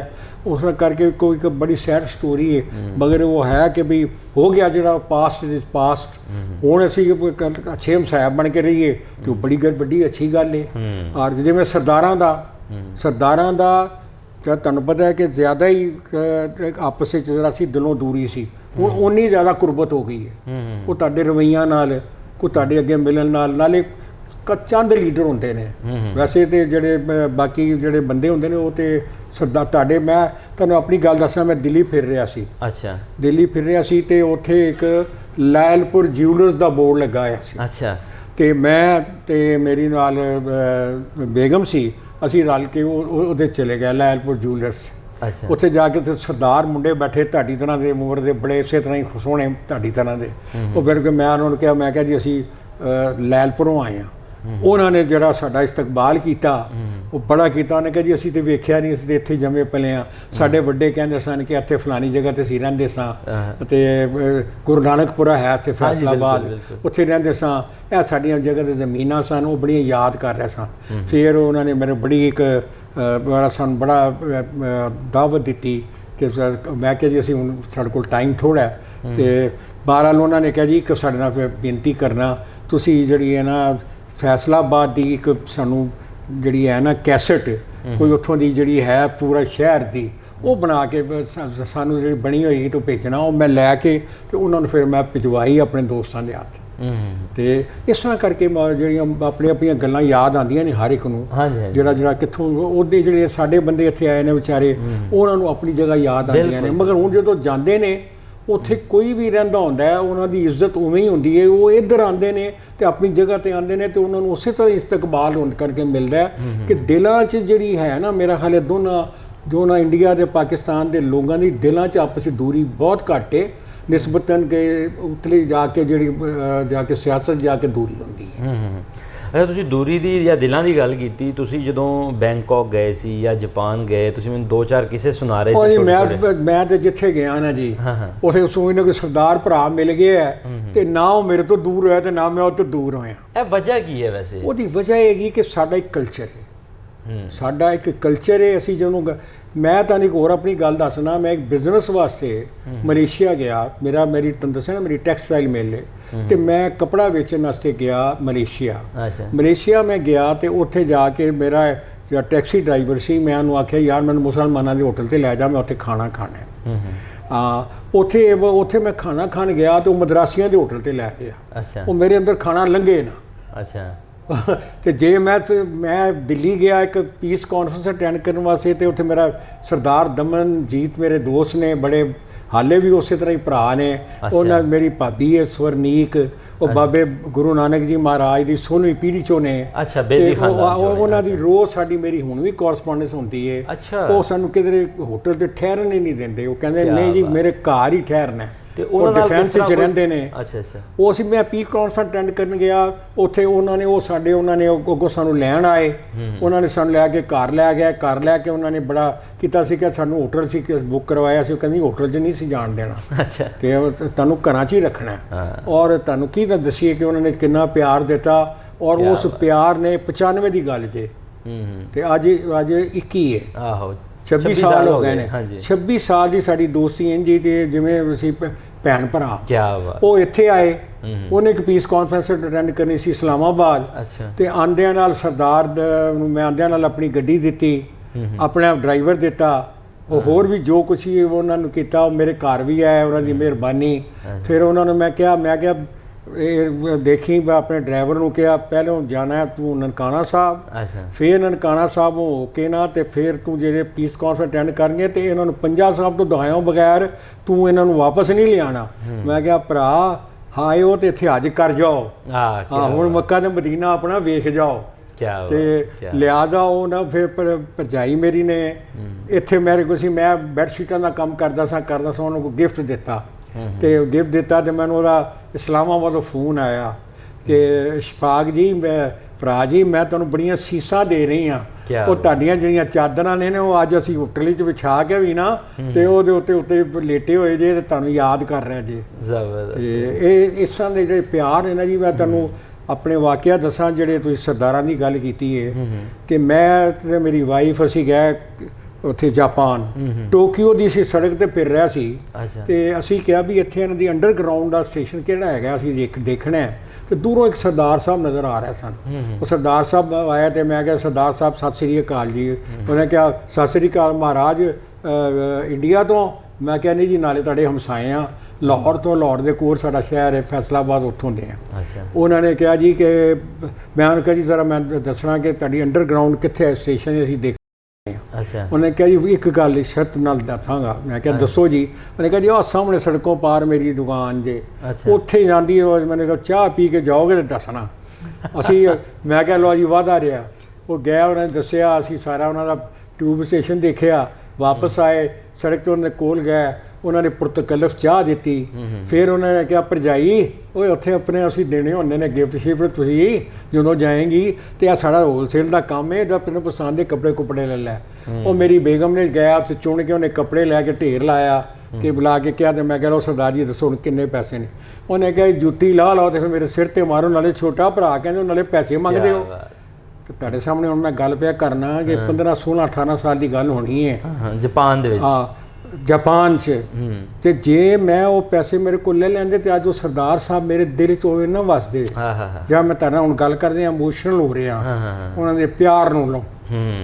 ਇਸੇ ਤਰ੍ਹਾਂ ਹੀ ਤੁਹਾਨੂੰ ਮੈਂ ਗੱਲ ਦੱਸਾਂ, ਮੈਂ ਗਿਆ ਸੀ ਆਸਟਰੀਆ, ਉੱਥੇ ਆਪਣਾ ਵਿਆਨਾ ਸੀ ਖੜੇ ਸਾਂ, ਇੱਕ ਜਿਹੜੀ ਹੈ ਨਾ ਟਰਾਮ ਦਾ ਸਟੇਸ਼ਨ ਸੀ। ਤੇ ਦੂਰੋਂ ਮੈਂ ਵੇਖਿਆ 6 ਫੁੱਟ 2 ਇੰਚ ਦੇ ਸਰਦਾਰ ਸਾਹਿਬ ਤੁਰੇ ਆਉਂਦੇ ਨੇ, ਨਾਲ ਉਹਨਾਂ ਦੀ ਇੱਥੇ ਤੱਕ ਬੀਵੀ ਛੋਟੇ ਕੱਦ ਦੀ ਤੇ ਨਾਲ ਇੱਕ ਬੱਚਾ। ਤੇ ਉਹ ਮੇਰੇ ਕੋਲ ਆ ਕੇ ਕਹਿੰਦੇ ਨੇ ਐਕਸਕਿਊਜ਼ ਮੀ। ਮੈਂ ਕਿਹਾ ਜੀ ਸਰਦਾਰ ਜੀ। ਉਹ ਕਹਿੰਦੇ ਉਹ ਪੰਜਾਬੀ ਭਰਾ ਰੱਬ ਦੀਆਂ ਰੱਖਾਂ। ਹਾਂ ਜੀ ਕਿੱਥੋਂ ਜੀ? ਮੈਂ ਕਿਹਾ ਜੀ ਉਹ ਆਪਣਾ ਤੁਹਾਡੇ ਹਮਸਾਏ ਆ ਇੰਡੀਆ ਤੋਂ। ਤੇ ਗੱਲ ਹੈ, ਮੈਂ ਕਿਹਾ ਸਰਦਾਰ ਜੀ ਤੁਸੀਂ ਕਿੱਥੋਂ? ਕਹਿੰਦੇ ਮੈਂ ਅਮਰੀਕਾ ਤੋਂ। ਮੈਂ ਕਿਹਾ ਡਾਕਟਰ ਹੋ ਗਏ? ਕਹਿੰਦਾ ਜੀ ਤੁਹਾਨੂੰ ਕਿਹਨੇ ਦੱਸਿਆ ਡਾਕਟਰ ਹੋਵਾਂਗੇ? ਉਹ ਮੈਂ ਕਿਹਾ ਸਾਡੇ ਵਤਨਾਂ ਚੋਂ ਡਾਕਟਰੀ ਉਦੋਂ ਗਿਆ ਸਨ। ਉਹ ਸਾਲ ਇੱਕ 20 ਸਾਲ ਦੀ ਗੱਲ ਹੈ ਤੇ ਅੱਜ ਮੈਨੂੰ ਲੱਗਦਾ ਜਿਵੇਂ ਕੱਲ ਦੀ ਗੱਲ ਹੈ। ਕਿਉਂ? ਉਹ ਪਿਆਰ। ਕੀ ਬਾਤ। ਇਹ ਕਿਸੇ ਮੁੱਲੋਂ ਖਰੀਦਿਆ ਨਹੀਂ ਜੇ ਜਾ ਸਕਦਾ। ਅੱਛਾ ਉਹਨਾਂ ਨੇ ਫਿਰ ਜਦੋਂ ਸ਼ੁਰੂ ਹੋਈ ਗੱਲ ਤੇ ਮੈਂ ਕਿਹਾ ਸਰਦਾਰ ਜੀ ਤੁਸੀਂ ਤਾਂ ਆਪਣਾ ਕਲਚਰ ਆਪਣਾ ਬਹੁਤ ਜ਼ਿਆਦਾ ਮਹਿਫੂਜ਼ ਰੱਖਦੇ ਹੋ ਤੇ ਭਰਜਾਈ ਉਹਦੀ ਗੋਰੀ ਤੁਸੀਂ ਕਿਵੇਂ ਕਰ ਲਈ? ਮੈਂ ਕਿਹਾ ਵੀ ਡਾਕਟਰ ਨੇ। ਉਹਨੇ ਕਿਹਾ ਨਹੀਂ ਜੀ ਇਹ ਤਾਂ ਟੀਚਰ ਨੇ। ਤੇ ਮੈਂ ਕਿਹਾ ਕੀ ਹੈ? ਕਹਿੰਦਾ ਜਵਾਨੀ ਦੀ ਗਲਤੀ ਸਰਦਾਰ ਜੀ ਸਮਝ ਲਓ। ਕਹਿੰਦੇ ਜੀ ਫਿਰ ਸਰਦਾਰ ਸਾਹਿਬ ਅਸੀਂ ਟਰਾਮ ਤੇ ਚੜ੍ਹੇ ਤੇ ਅੱਧੇ ਪੌਣੇ ਘੰਟੇ ਦਾ ਸਫ਼ਰ ਸੀ। ਜੇ ਪੌਣਾ ਘੰਟਾ ਆਪਣੀ ਬੀਵੀ ਵੱਲ ਜਾਂ ਆਪਣੇ ਪੁੱਤਰ ਵੱਲ ਤੱਕੇ ਹੋਣ, ਉਹ ਸਾਡੇ ਵੱਲ ਵਿਚਾਰਿਆਂ ਨੂੰ ਦੇਖ ਰਿਹਾ ਸਨ ਕਿ ਅਸੀਂ ਪੰਜਾਬੀ ਬੋਲ ਰਹੇ ਸਾਂ, ਮੈਂ ਮੇਰੀ ਬੀਵੀ ਤੇ ਉਹ ਕਹਿੰਦੇ ਸਨ ਵੀ ਇਹ ਰਿਸ਼ਤਾ ਸਾਡਾ ਦਿਨਾਂ ਦਾ ਕਾਇਮ ਹੋ ਗਿਆ, ਉਹਨਾਂ ਦਾ ਘਟ ਗਿਆ। ਕੀ ਬਾਤ। ਇਸੇ ਤਰ੍ਹਾਂ ਹੀ ਬੈਂਕਾਕ ਦੇ ਸਫ਼ਰ ਵਿੱਚ ਅਸੀਂ ਇੱਕ ਟ੍ਰਿਪ ਲਿਆ, ਉਹ ਫਲੋਟਿੰਗ ਮਾਰਕੀਟ ਹੁੰਦੀ ਹੈ ਕਸ਼ਤੀਆਂ ਦੀ, ਉਹ ਵੇਖਣਾ ਸੀ। ਉਹ ਦੂਸਰੇ ਇੱਕ ਟ੍ਰਿਪ ਦੇ ਵਿੱਚ ਹੁੰਦੇ ਨੇ ਕਿ ਜਿੰਨੇ ਤੁਸੀਂ ਬੈਠੇ ਹੋ ਹੋਰ ਵੀ ਨਾਲ ਆਉਂਦੇ ਨਾ ਬੰਦੇ। ਉਹਦੇ 'ਚ ਇੱਕ ਸਰਦਾਰ ਸਾਹਿਬ ਆਏ, ਉਹਨਾਂ ਦਾ ਤਾਰਫ ਹੋਇਆ। ਉਹ ਪੰਜਾਬ ਹਕੂਮਤ ਦੇ ਵਜ਼ੀਰ ਖੁਰਾਕ ਸਨ ਤੇ ਉੱਥੇ ਆਏ ਸਨ ਕੋਈ ਕਾਨਫਰੰਸ ਅਟੈਂਡ ਕਰਨ। ਲਓ ਜੀ ਉਹਨਾਂ ਨਾਲ ਗੱਲਾਂ ਸ਼ੁਰੂ ਹੋ ਗਈਆਂ, ਪਿੰਡ ਦੀਆਂ ਗੱਲਾਂ ਤੇ ਇੰਝ ਗੱਲਾਂ ਤੋਂ ਇੰਝ ਲੱਗਦਾ ਸੀ ਕਿ ਅਸੀਂ ਪਤਾ ਨਹੀਂ 30-40 ਸਾਲ ਦੇ ਪੁਰਾਣੇ ਆਪਸ 'ਚ ਰਿਸ਼ਤਾ ਸਾਡਾ। ਮੇਰਾ ਖਿਆਲ ਹੈ ਸਾਡੇ ਲੈਂਗੁਏਜ ਦੇ ਵਿੱਚ ਮਿਠਾਸ ਇੰਨੀ ਹੈ। ਅਸੀਂ ਮੇਰਾ ਖਿਆਲ ਹੈ ਪੰਜਾਬੀ ਅੰਦਰ ਜੋ ਅੰਦਰ ਹੈ ਉਹ ਬਾਹਰ ਹੈ, ਮੇਰਾ ਖਿਆਲ ਹੈ। ਔਰ ਸਰਦਾਰਾਂ ਨੂੰ ਮੈਂ ਸਮਝਦਾ ਸ਼ਾਇਦ ਸਾਡੇ ਕੋਲੋਂ ਵੀ ਵੱਧ ਹੈ। ਔਰ ਸ਼ਾਇਦ ਬਾਬਾ ਨਾਨਕ ਜੀ ਮਹਾਰਾਜ ਦਾ ਜਿਹੜਾ ਮੁਹੱਬਤ ਦਾ ਦੀਆ ਜਲਾਇਆ ਹੋਇਆ ਨਾ, ਉਹ ਸਾਰੀ ਦੁਨੀਆ 'ਚ ਰੌਸ਼ਨ ਹੈ। ਉਹਨਾਂ ਦੀ ਹਰ ਬੰਦਾ ਇੱਜ਼ਤ ਕਰਦਾ, ਭਾਵੇਂ ਮੁਸਲਮਾਨ ਹੋਵੇ ਤੇ ਭਾਵੇਂ ਸਰਦਾਰ ਹੋਵੇ। ਅੱਛਾ ਵੈਸੇ ਚੂੰਕਿ ਤੁਸੀਂ 47 ਦਾ ਪਹਿਲਾਂ ਵੀ ਇੱਕ ਦੌਰ ਵੇਖ ਚੁੱਕੇ ਹੋ। ਜੀ ਹਾਂ। ਅੱਜ ਦੇ ਦੌਰ ਦੇ ਵਿੱਚ ਕਿੱਥੇ ਲੇਟਿਆਂ ਬੈਠਿਆਂ ਤੁਹਾਡਾ ਦਿਮਾਗ ਤੁਹਾਡੇ ਉਹ ਯਾਰਾਂ ਦੇ ਕੋਲ ਜਾ ਕੇ ਚੱਲ ਜਾਂਦਾ, ਉਹ ਸਾਰਾ ਸੀਨ ਜਿਹੜਾ ਤੁਸੀਂ ਉਹਨਾਂ ਦੀਆਂ ਮਾਤਾਵਾਂ ਦੀਆਂ ਗੱਲਾਂ ਮੈਨੂੰ ਦੱਸ ਰਹੇ ਹੋ ਉਹ ਯਾਦ ਆ ਜਾਂਦੀਆਂ। ਤੁਸੀਂ ਆਪਣੀ ਗੱਲ ਦਾ ਜਵਾਬ ਆਪੇ ਹੀ ਦੇ ਦਿੱਤਾ ਕਿ ਜੇ ਨਾ ਹੁੰਦਾ ਤੇ ਮੈਂ ਤੁਹਾਨੂੰ ਕਿਵੇਂ ਸ਼ੇਅਰ ਕਰਦਾ। ਉਹ ਹਰ ਵੇਲੇ ਮੈਨੂੰ ਯਾਦ ਆਉਂਦੇ ਨੇ ਜੀ ਮੇਰੇ ਦੋਸਤ ਔਰ ਉਹਨਾਂ ਦੀ ਮੁਹੱਬਤ, ਉਹ ਖਾਸ ਕਰ ਉਹਦੀ ਵਾਲਦਾ ਦੀ ਮੁਹੱਬਤ, ਉਹਦੀ ਵੱਡੀ ਭੈਣ ਦੀ ਮੁਹੱਬਤ। ਅਸੀਂ ਦੀਦੀ ਉਹਨੂੰ ਕਹਿੰਦੇ ਸਾਂ। ਉਹਨੇ ਉਹ ਨਹੀਂ ਭੁੱਲ ਸਕਦੀਆਂ ਜਿਹੜੀਆਂ ਗੱਲਾਂ ਨੇ ਜਿਹੜੀਆਂ ਹੋਈਆਂ ਨੇ। ਉਹ ਬਾਕੀ ਆਇਆ ਕਿ ਉਹਦੇ ਬਾਅਦ ਜਿਹੜੀ ਹੁਣ ਵੀ ਬੜੀ ਸਹੀ ਗੱਲ ਹੈ। ਹੁਣ ਸਰਦਾਰ ਨੇ ਸਾਡੇ ਭਰਾ ਨੇ ਜਿਹੜੇ ਉਹਨਾਂ ਦਾ ਪਹਿਲੇ ਹੁਣ ਜਿਹਨੇ ਵੀ ਇੰਟਰਵਿਊ ਇੱਕ ਵਾਰ ਕਰਤਾਰਪੁਰ ਆਉਂਦੇ ਨੇ ਤੇ ਉਹ ਕਹਿੰਦੇ ਨੇ ਆਉਣ ਤੋਂ ਪਹਿਲੇ ਸਾਨੂੰ ਬੜਾ ਹੀ ਖੌਫ ਸੀ ਤੇ ਇੰਜ ਸੀ, ਤੁਸੀਂ ਤਾਂ ਖੈਰ ਇੱਥੋਂ ਦਾ ਜੰਮ ਪਾ ਲਿਆ, ਤੁਸੀਂ ਤੇ ਸਾਡੇ ਪਾਕਿਸਤਾਨੀ, ਮੈਨੂੰ ਜ਼ਿਆਦਾ ਪਾਕਿਸਤਾਨੀ ਹੋ, ਮੈਂ ਤੇ ਇੰਡੀਆ 'ਚ ਪੈਦਾ ਹੋਇਆ, ਤੁਸੀਂ ਪਾਕਿਸਤਾਨ ਪੈਦਾ ਹੋਏ ਤੇ ਉਹ ਜਿਹੜੇ ਜਾ ਕੇ ਤੇ ਉਹ ਜੋ ਮਿਲ ਕੇ ਜਾਂਦੇ ਨੇ ਤੇ ਉਹਨਾਂ ਨੂੰ ਉਹਨਾਂ ਦਾ ਉਹ ਝਿਜਕ ਸਾਰੀ ਦੂਰ ਹੋ ਗਈ ਹੈ, ਉਹ ਜਿਹੜੀ ਨਫ਼ਰਤ ਦਾ ਇੱਕ ਲੇਅਰ ਸੀ ਉਹ ਉੱਡ ਕੇ ਚਲਾ ਗਿਆ।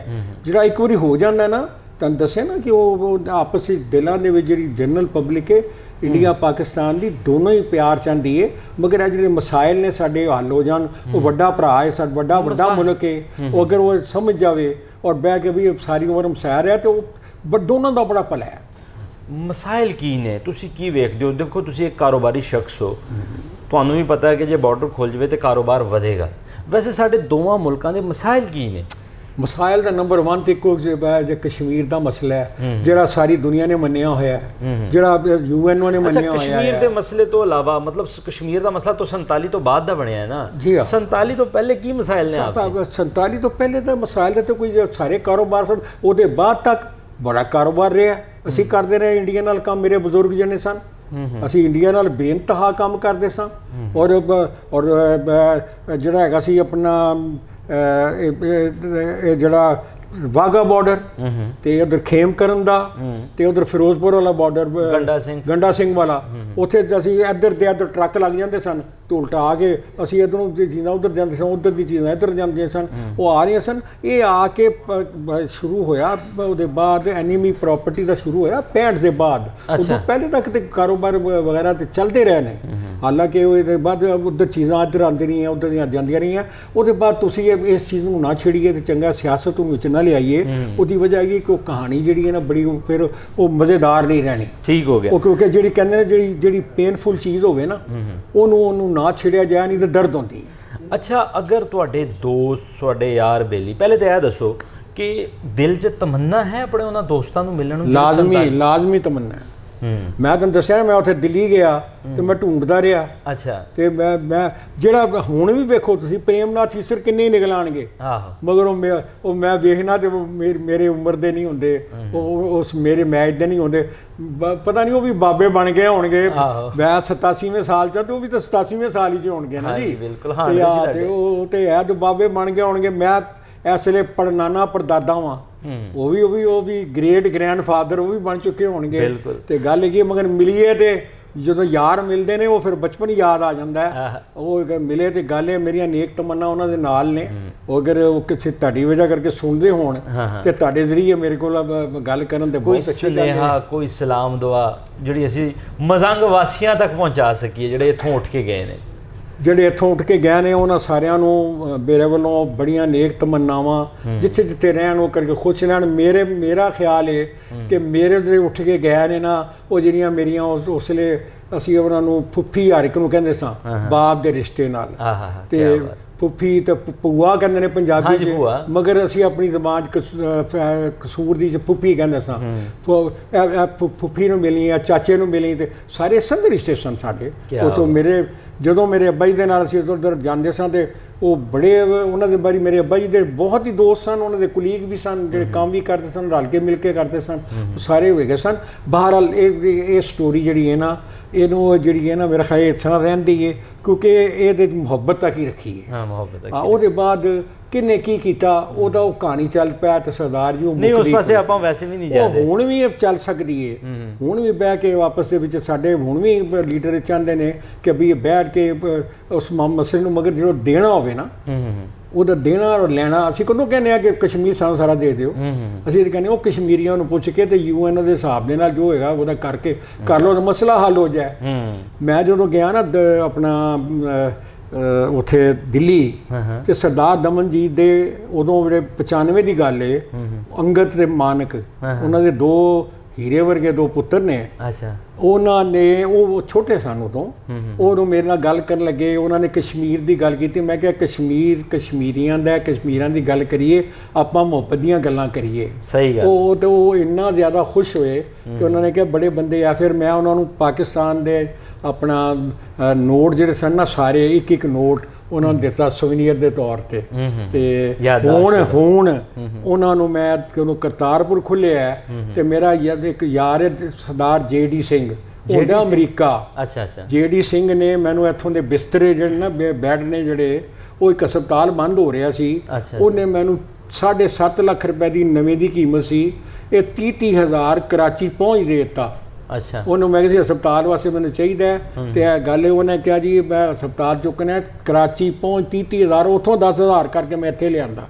ਤੁਸੀਂ ਮੇਰੇ ਬੈੱਡ ਜਾ ਕੇ ਦੇਖੋ, ਸਾਰੇ ਅਮਰੀਕਨ ਨੇ, ਇਹਦੇ ਨਵਿਆਂ ਦਾ ਮੁੱਲ 7.5 ਲੱਖ ਰੁਪਏ। ਇਹ ਉਹ ਸਰਦਾਰ ਮੇਰੇ ਕੋਲ ਆਇਆ, ਮੇਰੇ ਕੋਲ JD ਸਿੰਘ ਮੇਰੇ ਘਰ ਰਿਹਾ, ਔਰ ਮੇਰੇ ਘਰ ਰਿਹਾ, ਮੇਰੀ ਬੇਟੀ ਦੇ ਘਰ ਲਾਹੌਰ ਰਿਹਾ। ਅੱਛਾ, ਤੇ ਉਹਦੀ ਮਾਤਾ ਸਵਰਗਵਾਸੀ ਹੋਣੇ ਹੋ ਗਏ ਨੇ, ਕੋਈ 2-3 ਮਹੀਨੇ ਹੋਏ ਨੇ। ਉਹਨਾਂ ਨੇ ਮੇਰੀ ਬੀਵੀ ਵਾਸਤੇ ਕਸ਼ਮੀਰੀ ਸ਼ਾਲ ਆਪਣੇ ਉੱਥੋਂ ਦੀ, ਉਹਨੇ ਕਹਿੰਦੇ ਸਾਡੇ ਕਸ਼ਮੀਰੀ ਉੱਥੇ ਹੈਗੇ ਨੇ, ਉਹ ਕੱਢੀ, ਉਹ ਮੈਨੂੰ ਗਿਫਟ ਦਿੱਤੀ, ਜਿਹੜੀ ਮੇਰੀ ਬੇਗਮ ਹਰ ਸਰਦੀਆਂ ਪਾ ਕੇ ਉਹਨੂੰ ਅਸੀਂ ਯਾਦ ਕਰਨੇ ਆ। ਔਰ JD ਸਿੰਘ ਜਿਹੜਾ ਨਾ ਹਾਲੇ ਵੀ ਪਾਈਏ, ਰੋਜ਼ ਮੇਰੀ ਉਹਦੀ ਗੱਲਬਾਤ ਹੁੰਦੀ ਹੈ, ਸਵਰਨੀਕ ਨਾਲ ਮੇਰੀ ਰੋਜ਼ ਗੱਲ ਹੁੰਦੀ ਹੈ। ਅੱਜ ਵੀ ਸ਼ਾਇਦ ਉਹਨੇ ਮੈਨੂੰ ਮੈਸੇਜ ਕੋਈ ਭੇਜਿਆ ਹੋਵੇ ਤੇ ਮੈਂ ਵੀ ਉਹਨੂੰ ਭੇਜਿਆ ਹੋਵੇ।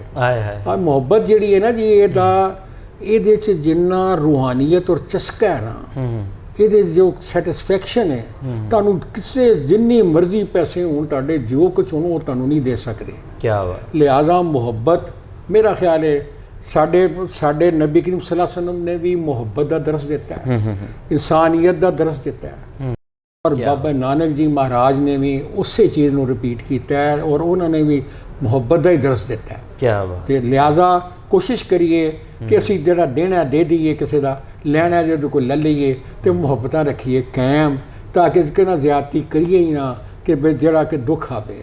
ਕਿਆ ਤੇ ਇਹ ਮੇਰੀ ਇਹ ਹੈ ਵੇ ਕਿ ਜਿੱਥੇ ਜਿੱਥੇ ਮੇਰੇ ਭਰਾ ਸੁਣਦੇ ਪਏ ਨੇ, ਜਿਹੜੇ ਵੀ ਸੁਣਦੇ ਪਏ ਨੇ ਇੰਡੀਆ ਔਰ ਪਾਕਿਸਤਾਨ ਦੇ, ਉਹ ਇਹ ਹੀ ਹੈ ਕਿ ਆਪਣੇ ਸਾਡੇ ਲੀਡਰਾਂ ਨੂੰ ਇਹ ਹੈ ਕਿ ਬਹਿ ਕੇ ਔਰ ਸਹੀ ਪਰਿਆ ਦੇ ਹਿਸਾਬ ਨਾਲ, ਜਿਹੜੇ ਸਾਡੇ ਪੁਰਾਣੇ ਜ਼ਮਾਨੇ 'ਚ ਪਰਿਆ ਦੇ ਹਿਸਾਬ ਨਾਲ ਜਿਹੜੇ ਫੈਸਲੇ ਹੁੰਦੇ ਸਨ, ਉਹਨਾਂ ਨੂੰ ਕਰਕੇ ਤੇ ਆਪਸ ਵਿੱਚ ਮਿਲ ਕੇ ਕਾਰੋਬਾਰ ਕਰੀਏ, ਤੇ ਔਰ ਆਪਣੇ ਬੰਦੇ ਦੀ ਗੁਰਬਤਾਂ ਦੀ ਦੂਰ ਕਰੀਏ। ਇੰਡੀਆ ਔਰ ਪਾਕਿਸਤਾਨ ਦੇ ਵਿੱਚ ਬਹੁਤ ਗੁਰਬਤ ਹੈ ਹਾਲੇ ਵੀ, ਅਸੀਂ ਜਿੰਨੀ ਤਰੱਕੀ ਕਰਨੀ ਚਾਹੀਦੀ ਸੀ ਨਹੀਂ ਕਰ ਸਕੇ।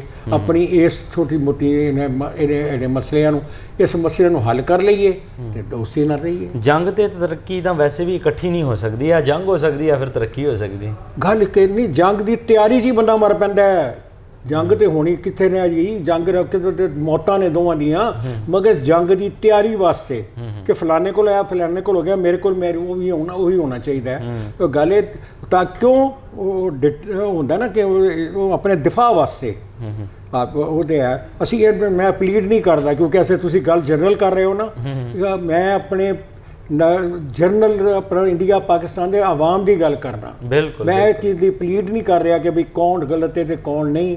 ਉਹ ਜਿਹੜੀਆਂ ਗੱਲਾਂ ਨੇ ਉਹ ਤੇ ਬਹਿ ਕੇ ਤੁਸੀਂ, ਇਹੀ ਮੈਂ ਕਹਾਂਗਾ ਕਿ ਜਿਹੜੇ ਆਪਸ ਵਿੱਚ ਮਾਮਲੇ ਨੇ UN ਦੇ ਸਾਹਮਣੇ ਬੈਠਿਆ, ਬਾਕੀ ਸਾਰਿਆਂ ਨੇ, ਮੇਰਾ ਖਿਆਲ ਹੈ ਕਿ ਸ਼ਾਇਦ ਲੋਕ ਹੁਣ ਕੁਝ ਸਮਝਣ ਲੱਗ ਗਏ ਨੇ। ਜੀ ਬਿਲਕੁਲ। ਵੈਸੇ ਕਿੰਨੀ ਕਮਾਲ ਦੀ ਗੱਲ ਹੈ ਕਿ ਬਜ਼ੁਰਗਾਂ ਦੀ ਆਪਣੀ ਟੈਕਸਟਾਈਲ ਫੈਕਟਰੀ ਹੈ, ਲੇਕਿਨ ਉਹਨਾਂ ਨੂੰ ਇੱਕ ਸ਼ਾਲ ਜਿਹੜੀ ਇੰਡੀਆ 'ਚ ਮਿਲੀ ਸੀ, ਉਹ ਅੱਜ ਵੀ ਇਹਨਾਂ ਨੂੰ ਯਾਦ ਹੈ। ਉਹ ਮੁਹੱਬਤਾਂ ਨੇ ਜੋ ਅਸੀਂ ਲੱਭਣ ਆਉਂਦੇ ਹਾਂ, ਔਰ ਕੋਸ਼ਿਸ਼ ਕਰਦੇ ਹਾਂ ਕਿ ਇਹਨਾਂ ਮੁਹੱਬਤਾਂ ਰਾਹੀਂ ਅਸੀਂ ਉਹਨਾਂ ਨਫ਼ਰਤਾਂ ਨੂੰ ਜੋ ਪਿਛਲੇ 73 ਵਰ੍ਹਿਆਂ 'ਚ ਸਾਡੇ ਦਿਲਾਂ 'ਚ, ਸਾਡੇ ਖੂਨ 'ਚ ਸ਼ਾਮਲ ਕਰ ਦਿੱਤੀਆਂ ਗਈਆਂ ਨੇ, ਉਹਨਾਂ ਨੂੰ ਫਿੱਕੇ ਪਾ ਦਈਏ।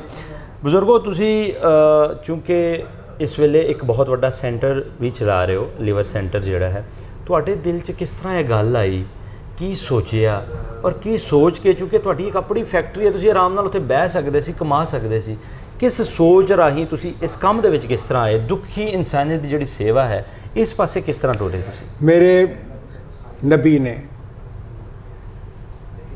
ਉਹਨਾਂ ਨੇ ਕਿਹਾ ਕਿ ਜਿਹੜੇ ਬੰਦੇ ਤੁਸੀਂ ਦੇਖੋ, ਸਾਡੇ ਸਿਲਸਿਲਾ ਕਿ ਪੈਸਾ ਤੁਹਾਡੇ ਕੋਲ ਹੈ ਅਗਰ, ਤੇ ਤੁਸੀਂ ਆਪਣੇ ਜਿੰਨੇ ਮੁਨਾਫੇ 'ਚੋਂ ਨਹੀਂ, ਕੁੱਲ ਸਰਮਾਏ ਦਾ 2.5%, ਸਹੀ, ਇੱਕ ਤਾਂ ਨਾ ਨਫੇ 'ਚੋਂ ਨਹੀਂ, ਜੋ ਤੁਹਾਡੇ ਕੋਲ ਹੈ ਔਰ ਤੁਹਾਡੀ ਜ਼ਰੂਰਤ ਤੋਂ ਜ਼ਿਆਦਾ, ਉਹਦਾ 2.5% ਜਿਨ੍ਹਾਂ ਕੋਲ ਪੈਸੇ ਨਹੀਂ ਹੈਗੇ ਉਹਨਾਂ ਤੱਕ ਪਹੁੰਚਾਓ। ਉਹ ਖਿਦਮਤ ਖਲਕ 'ਤੇ ਜ਼ੋਰ ਦਿੱਤਾ ਗਿਆ। ਕਹਿੰਦੇ ਨੇ ਸਾਡੀਆਂ ਰਵਾਇਤਾਂ 'ਚ ਇਹ ਕਿ ਨਬੀ ਕਰੀਮ ਸੱਲੱਲਾਹੁ ਅਲੈहि ਵਸੱਲਮ ਨੇ ਕਦੀ ਰਾਤ ਨੂੰ ਆਪਣੇ ਕੋਲ ਕੋਈ ਸ਼ਹਿਰ ਰੱਖ ਕੇ ਨਹੀਂ ਸੋਏ, ਜੋ ਅਸੀਂ ਰਾਤ ਤੱਕ ਵੰਡ ਦਿੰਦੇ ਸਨ ਸਾਰਾ ਜੋ ਕੁਛ ਹੁੰਦਾ ਸੀ। ਇਨਸਾਨੀਅਤ ਦਾ ਦਰਸ ਦਿੱਤਾ ਹੈ। ਔਰ ਇੱਕ ਹੋਰ ਗੱਲ ਇਹ ਕਿ ਸਾਡੇ ਸਿੱਧਾ ਕਲੀਅਰ ਗਿਆ ਕਿ ਸਿਰਫ ਮੁਸਲਮਾਨਾਂ ਦਾ ਰੱਬ ਨਹੀਂ, ਰੱਬੁਲ ਆਲਮੀਨ ਨੇ ਸਾਰੇ ਜਹਾਨ ਦਾ ਹੈ। ਉਹ ਹਰ ਇੱਕ ਨੂੰ ਰੋਜ਼ੀ ਪਹੁੰਚਾ ਰਿਹਾ ਨਾ, ਹਰ ਇੱਕ ਨੂੰ ਰੋਜ਼ੀ ਪਹੁੰਚਾ ਰਿਹਾ ਨਾ।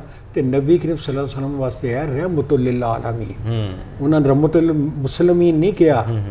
ਤੇ ਸਭ ਤੋਂ ਵੱਡਾ ਫੰਕਸ਼ਨ ਇਹ ਜੇ ਮੇਰੇ ਕੋਲ ਪੈਸੇ ਉਹਨੇ ਦਿੱਤੇ ਨੇ ਤੇ ਉਹ ਮੇਰੇ ਹੱਥੋਂ ਵੰਡਣਾ ਚਾਹੁੰਦਾ ਹੈ, ਵੰਡਾ ਦਿਓ, ਕੋਈ ਵੰਡ ਲਓ। ਤੇ ਮੈਨੂੰ ਵੰਡਣਾ ਚਾਹੀਦਾ ਨਾ, ਮੇਰੀ ਜ਼ਰੂਰਤ ਤੋਂ ਜ਼ਿਆਦਾ ਤਾਂ ਵੰਡਣਾ ਚਾਹੀਦਾ ਨਾ ਜੀ।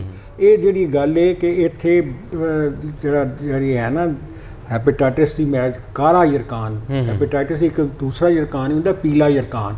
ਪੀਲਾ ਯਰਕਾਨ ਹੁੰਦਾ ਖੁਰਾਕ ਨਾਲ ਪਾਣੀ ਨਾਲ ਉਹ ਆਸਾਨੀ ਨਾਲ ਆਰਾਮ ਵੀ ਆ ਜਾਂਦਾ। ਕਾਲਾ ਯਰਕਾਨ ਖੂਨ ਦੇ ਜ਼ਰੀਏ ਟ੍ਰਾਂਸਫਰ ਹੁੰਦਾ ਹੈ। ਇਹ ਖਤਰਨਾਕ ਬਹੁਤ ਜ਼ਿਆਦਾ ਹੈ। ਜਦੋਂ ਇਹਦਾ ਜੋ ਜਿਗਰ ਸੁੱਕਣਾ ਸ਼ੁਰੂ ਹੋ ਜਾਏ ਫਿਰ ਇਲਾਜ ਹੋ ਜਾਂਦਾ ਹੈ। ਤੇ ਜੇ ਪਹਿਲੇ ਸਕਰੀਨ ਆਊਟ ਕਰ ਲਈਏ ਕਿ ਕਿਹੜੇ ਬੰਦੇ ਦੇ ਅੰਦਰ ਇਹਦੇ ਵਾਇਰਸ ਹੈਗਾ, ਤੇ ਹੁਣ ਇੱਕ ਦਵਾਈ ਆ ਗਈ ਹੈ ਜਿਹੜਾ ਮੋਜਜ਼ਾ ਹੈ। ਉਹ ਦਵਾਈ ਵੀ ਬੜੀ ਸਸਤੀ ਹੈ। ਉਹ 3 ਮਹੀਨਿਆਂ ਦੇ ਬਾਅਦ ਬੰਦਾ ਠੀਕ ਹੋ ਜਾਂਦਾ ਹੈ। 15-20 ਹਜ਼ਾਰ 25,000 ਰੁਪਇਆ ਟੋਟਲ ਲੱਗਦਾ ਤੇ ਬੰਦਾ ਆਰਾਮ ਆ ਜਾਂਦਾ। ਅਸੀਂ ਕਹਿੰਦੇ ਹਾਂ ਮੁਫਤ, ਸਾਡੇ ਕੋਲ ਆਓ, ਸਾਡੇ ਕੋਲ ਲੋਕੀ ਦੇਣ ਵਾਲੇ ਬਹੁਤ ਨੇ। ਕਿਆ ਬਾਤ, ਇੰਨੇ ਬਹੁਤ ਦੇ ਨੇ। ਅੱਜ ਵੀ ਮੈਂ ਗੱਲ ਕਰ ਰਿਹਾ ਸੀ ਕਿ ਅਸੀਂ ਪੈਸੇ ਮੰਗਦੇ ਨਹੀਂ, ਪੈਸੇ ਦੇਣ ਵਾਲਾ ਉਹ ਆਪੇ ਭਿਜਵਾਈ ਜਾਂਦਾ। ਸਾਨੂੰ ਪਤਾ ਹੀ ਨਹੀਂ ਲੱਗਦਾ ਕਿ ਵੀ ਕਿੱਥੋਂ ਪੈਸਾ ਆ ਰਿਹਾ। ਯਕੀਨ ਕਰੋ, ਚੰਗੇ ਰਾਤ ਟੁੱਟ ਹੁਣ 1 ਕਰੋੜ 20 ਲੱਖ ਰੁਪਇਆ ਇੱਕ ਪਾਰਟੀ ਫੈਸਲਾਬਾਦ ਦੀ ਸਾਨੂੰ ਦੇ ਗਈ। ਪਿਛਲੀ ਦਫਾ 1 ਕਰੋੜ 60 ਲੱਖ ਰੁਪਇਆ ਇੱਕ ਬੰਦਾ। ਇੱਕ ਮੇਰਾ ਦੋਸਤ ਅਮਰੀਕਾ ਦਾ ਹੈ, ਪਾਕਿਸਤਾਨੀ ਹੈ। ਉਹ ਅਸੀਂ ਗੈਰ ਮੁਲਕੀ ਕੋਲ ਪੈਸਾ ਨਹੀਂ ਲੈ ਸਕਦੇ ਕਿਉਂਕਿ ਪਾਕਿਸਤਾਨੀ ਹੈ, ਡਿਊਅਲ ਉਹਦੇ ਕੋਲ ਨੈਸ਼ਨੈਲਿਟੀ ਹੈ। ਉਹ ਸਾਨੂੰ 10 ਲੱਖ ਰੁਪਇਆ 12 ਲੱਖ ਰੁਪਇਆ ਮਹੀਨਾ ਭੇਜਦਾ, ਬਾਹਰੋਂ 12 144 1.5 ਕਰੋੜ ਰੁਪਇਆ ਸਾਲ ਦਾ।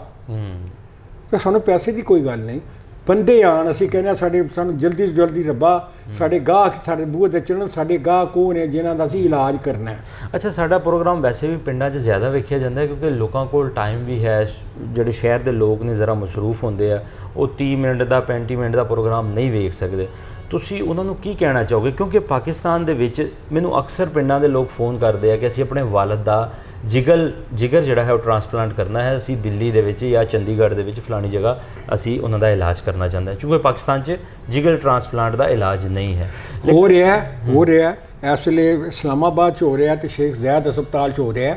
ਮਗਰ ਜਿਹੜਾ ਇੰਡੀਆ ਦੇ ਵਿੱਚ ਇਹਦੇ ਸਪੈਸ਼ਲਾਈਜੇਸ਼ਨ ਜ਼ਿਆਦਾ ਹੈ ਔਰ ਲੋਕ ਉੱਥੇ ਜ਼ਿਆਦਾ ਜਾਂਦੇ ਰਹੇ ਨੇ। ਹੁਣ ਤੇ ਸ਼ਾਇਦ ਜਾਣਾ ਆਉਣਾ ਸ਼ਾਇਦ ਰੁਕਿਆ ਹੋਇਆ, ਮਗਰ ਐਸੇ ਸਾਡੇ ਟ੍ਰਾਂਸਪਲਾਂਟ ਹੋ ਰਹੇ ਹੈ ਇਸ ਵੇਲੇ ਹੋ ਰਿਹਾ ऐसे शफा इस्लामाबाद जी और शेख जैद लाहौर और मेरा ख्याल है शायद आगा खान ਦੇ ਵਿੱਚ ਵੀ ਸ਼ਾਇਦ ਹੋ ਗਿਆ, ਉਹਦਾ ਮੈਂ ਸ਼ੋਰ ਨਹੀਂ। ਇਹਨਾਂ ਦੋਵਾਂ ਦਾ ਮੈਂ ਸ਼ੋਰ ਹਾਂ। ਇਹ ਟ੍ਰਾਂਸਪਲਾਂਟ ਹੋ ਰਿਹਾ ਹੈ। ਔਰ ਇੱਕ ਹੋਰ ਵੀ ਗੱਲ ਜੇ ਕਿ ਜਿਗਰ ਦੇ ਵਿੱਚ ਜਿਹੜੀ ਹੁਣੇ ਚੰਦ ਦਿਨ ਹੋਏ ਨੇ ਮੇਰੇ ਇੱਕ ਦੋਸਤ ਨੇ ਕਰਾਇਆ।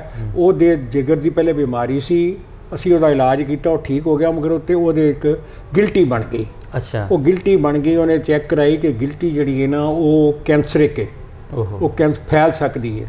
ਹੁਣ ਇੱਥੇ ਇੱਕ ਹੋਇਆ ਕਿ ਉਹਨਾਂ ਨੇ ਜਿਸ ਤਰ੍ਹਾਂ ਹਾਰਟ ਦੇ ਵਿੱਚ ਸਟੰਟ ਪਾਉਂਦੇ ਨੇ ਨਾ ਤਾਰ ਪਾ ਕੇ ਇਸਾਂ ਕਰਕੇ, ਉਹਨੂੰ ਜਿਗਰ ਤੱਕ ਵੀ ਲੈ ਗਏ ਨੇ। ਉੱਥੇ ਜਾ ਕੇ ਨਵਾਂ ਇੱਕ ਸਿਸਟਮ ਆਇਆ ਹੈ ਕਿ ਜਿਹੜਾ ਸਪਲਾਈ ਲਾਈਨ ਹੈ ਨਾ ਬਲੱਡ ਦੀ, ਉਸ ਜਿਸ ਦੀ ਉੱਤੇ ਉਹ ਕੱਟ ਦਿੰਦੇ ਨੇ। ਤੇ ਲਿਆ ਸਪਲਾਈ ਲਾਈਨ ਉਹ ਨਹੀਂ ਹੁੰਦੀ, ਉਹ ਉੱਥੇ ਹੀ ਫਿਰ ਸੁੱਕੜ ਜਾਂਦਾ ਹੈ। ਉਹਨੂੰ ਖੁਰਾਕ ਨਹੀਂ ਮਿਲਦੀ ਤੇ ਉਹ ਜਿਹੜਾ ਕੈਂਸਰ ਹੈ ਨਾ ਉਹ ਫੈਲਦਾ ਨਹੀਂ, ਕਿਉਂਕਿ ਕੈਂਸਰ ਦੇ ਸੈਲਜ਼ ਨੂੰ ਵੀ ਖੁਰਾਕ ਚਾਹੀਦੀ ਹੈ।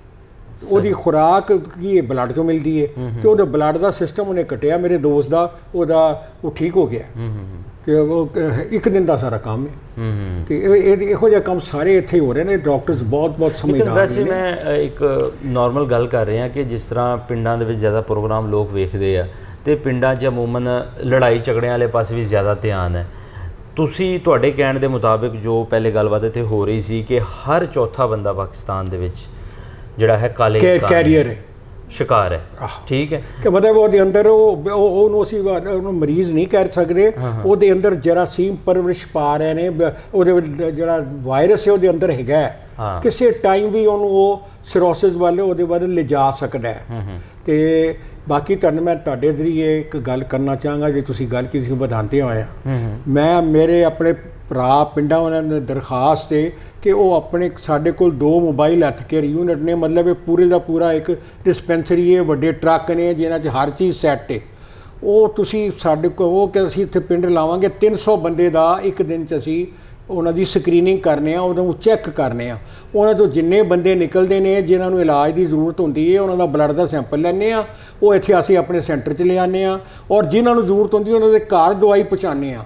ਇਹਦਾ ਕੋਈ ਪੈਸਾ ਨਹੀਂ, ਕੋਈ ਗੱਲ ਨਹੀਂ, ਕੋਈ ਬਾਤ ਨਹੀਂ। ਕੀ ਬਾਤ। ਇਹ ਰੱਬ ਭੇਜ ਰਿਹਾ ਹੈ ਤੇ ਅਸੀਂ ਵੰਡ ਰਹੇ ਹਾਂ, ਔਰ ਉਹ ਮੁੱਕਣ ਨਹੀਂ ਦਿੰਦਾ। ਉਹ ਅਸੀਂ ਤਾਂ ਹੈਰਾਨ ਹੁੰਦੇ ਹਾਂ ਕਿ ਵੀ ਇਹ ਆ ਕਿੱਥੋਂ ਰਿਹਾ ਸਾਨੂੰ ਪੈਸਾ। ਕੀ ਬਾਤ ਹੈ। ਔਰ ਬਾਕੀ ਜਿਹੜਾ ਡੋਨੇਸ਼ਨ ਦੇਣਾ ਚਾਹੇ ਉਹ ਵੀ ਬੈਸਟ ਉਹਦਾ ਇਹ ਹੀ ਹੈ ਕਿ ਵੀ ਉਹਦਾ ਮੁਸਰਫ ਇਹ ਵੇ, ਕੋਈ ਸਦਕਾ ਦੇਣਾ ਹੁੰਦਾ, ਖਰਾਦ ਦੇਣੀ ਹੁੰਦੀ ਹੈ, ਕੋਈ ਵਾਲਦ ਦੇ ਨਾਂ 'ਤੇ, ਵਾਲਦਾ ਦੇ ਨਾਂ 'ਤੇ ਕਰਤੇ ਉਹ ਇੱਥੇ ਇਲਾਜ ਕਰਾ ਦਿਓ। 15,000 ਰੁਪਈਆ ਲੱਗਦਾ ਇੱਕ ਬੰਦੇ ਦਾ।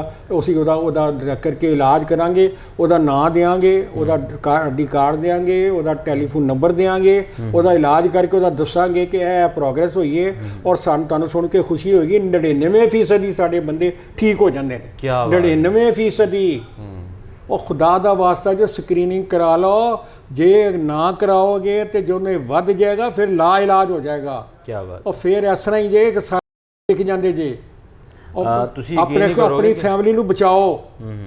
ਬਹੁਤ ਸਾਰੇ ਲੋਕ ਆ ਪਿਛਲੇ ਦਿਨਾਂ ਬਾਰਡਰ ਬੰਦ ਰਹੇ ਹੈ ਤੇ ਬਹੁਤ ਸਾਰੇ ਲੋਕ ਯਕੀਨ ਕਰੋ ਰੋਂਦੇ ਵੇਖੇ ਆ, ਜਿਹੜੇ ਲੋਕ ਕਹਿ ਰਹੇ ਸੀ ਕਿ ਲਵਲੀ ਭਾਜੀ ਅਗਰ ਤੁਹਾਡਾ ਕਿਸੇ ਨੇ ਆਉਣਾ ਹੈ ਤੇ ਸਾਨੂੰ ਦਵਾਈ ਫਲਾਣੀ ਮੰਗਾ ਦਿਓ। ਹੁਣ ਜਦੋਂ ਬਾਰਡਰ ਬੰਦ ਹੈ ਤੇ ਦਵਾਈ ਨਹੀਂ ਆ ਸਕਦੀ, ਠੀਕ ਹੈ। ਤੇ ਜੇ ਆਪਾਂ ਟਾਈਮ ਨਾਲ ਹੀ, ਮੈਂ ਅੱਗੇ ਗੱਲ ਕਰ ਰਿਹਾ ਸੀ ਕਿ ਆਪਾਂ ਪਿੰਡ 'ਚ ਅਮੂਮਨ ਵੇਖਦੇ ਹਾਂ ਕਿ ਲੜਾਈ ਝਗੜੇ ਹੁੰਦੇ ਆ ਛੋਟੀਆਂ ਗੱਲਾਂ ਦੇ, ਤੇ ਜਿਹੜੇ ਪਿੰਡ ਦੇ ਸਾਡੇ ਸਰਪੰਚ ਨੇ, ਨੰਬਰਦਾਰ ਨੇ, ਦੇਖੋ ਜੋ ਕੁਛ ਹੈ ਉਹ ਤੇ ਸਾਰਿਆਂ ਕੋਲ ਸਾਹਮਣੇ ਹੈ, ਜੋ ਸਾਡਾ ਮਾਹੌਲ ਹੈ ਉਹ ਸਾਰਿਆਂ ਦੇ ਸਾਹਮਣੇ ਆ। ਆਪਾਂ ਬਿਲਕੁਲ ਖੁੱਲੀ ਡੁੱਲੀ ਗੱਲ ਕਰਦੇ ਹਾਂ। ਤੇ ਜੇ ਉਹ ਚਾਹਣ ਤੇ ਇਹਨਾਂ ਦਾ ਸੰਪਰਕ ਨੰਬਰ ਉਹ ਵੀ ਆਪਾਂ ਡਿਸਕ੍ਰਿਪਸ਼ਨ ਦੇ ਵਿੱਚ ਛੱਡ ਦਾਂਗੇ। ਇਹਨਾਂ ਨਾਲ ਤੁਸੀਂ ਡਾਇਰੈਕਟ ਰਾਬਤਾ ਕਰੋ। ਇਹਨਾਂ ਦੀ ਜਿਹੜੀ ਮੋਬਾਈਲ ਜਿਹੜੀ ਇਹਨਾਂ ਦਾ ਹੈ, ਤੁਸੀਂ ਉਹਨਾਂ ਨੂੰ ਫੋਨ ਕਰਨਾ, ਉਹਨਾਂ ਤੁਹਾਡੇ ਪਿੰਡ ਆ ਜਾਣਾ। ਸਾਰੇ ਪਿੰਡ ਦਾ ਇੱਕ ਦਿਨ 'ਚ ਮੇਰਾ ਖਿਆਲ ਹੈ ਟੈਸਟ ਹੋ ਸਕਦਾ ਹੈ। ਅਗਰ ਕਿਸੇ ਨੂੰ ਕੋਈ ਪ੍ਰੋਬਲਮ ਹੈ ਤਾਂ ਫ੍ਰੀ ਆਫ ਕਾਸਟ ਜਿਹੜਾ ਹੈ ਉਹ ਤੁਹਾਨੂੰ ਉਹਨਾਂ ਨੇ ਦੱਸਤਾ ਹੈ ਕਿ ਆਪਣੀ ਬਿਮਾਰੀ ਦਾ ਇਲਾਜ ਕਰ ਸਕਦੇ ਹੋ। ਬਜ਼ੁਰਗੋ ਤੁਹਾਡਾ ਬਹੁਤ ਸ਼ੁਕਰੀਆ, ਤੁਹਾਡੀ ਨਵਾਜ਼ਿਸ਼। ਤੁਹਾਡਾ ਵੀ ਲਵਲੀ ਜੀ, ਜੋ ਤੁਸੀਂ ਤਾਂ ਵਾਕਈ ਲਵਲੀ ਹੋ। ਥੈਂਕ ਯੂ ਜੀ। ਵੈਸੇ ਬਾਈ ਦੀ ਵੇ ਮਾਸ਼ਾਅੱਲਾ ਤੁਹਾਡੀ ਉਮਰ ਕਿੰਨੀ ਹੋ ਗਈ ਹੈ? 29 ਜੀ। ਇਹ ਮੈਂ ਕੱਟ ਦੇਣੀ ਹੈ ਗੱਲ ਵੈਸੇ। ਅੱਛਾ ਤਾਂ ਫਿਰ ਇੱਕ ਹੋਰ ਵੀ ਕੱਟ ਦਿਓ। ਤੁਹਾਡਾ ਬਹੁਤ ਸ਼ੁਕਰੀਆ।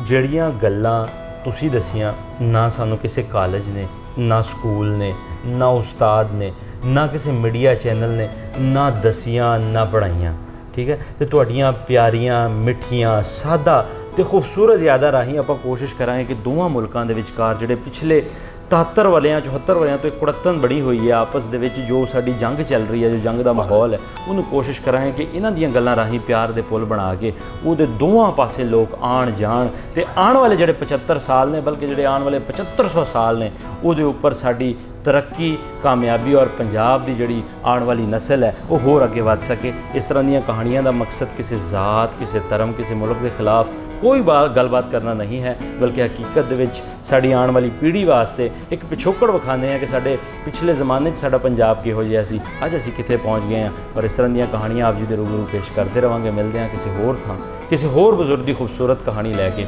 ਰੱਬ ਰੱਖਾ ਜੀ।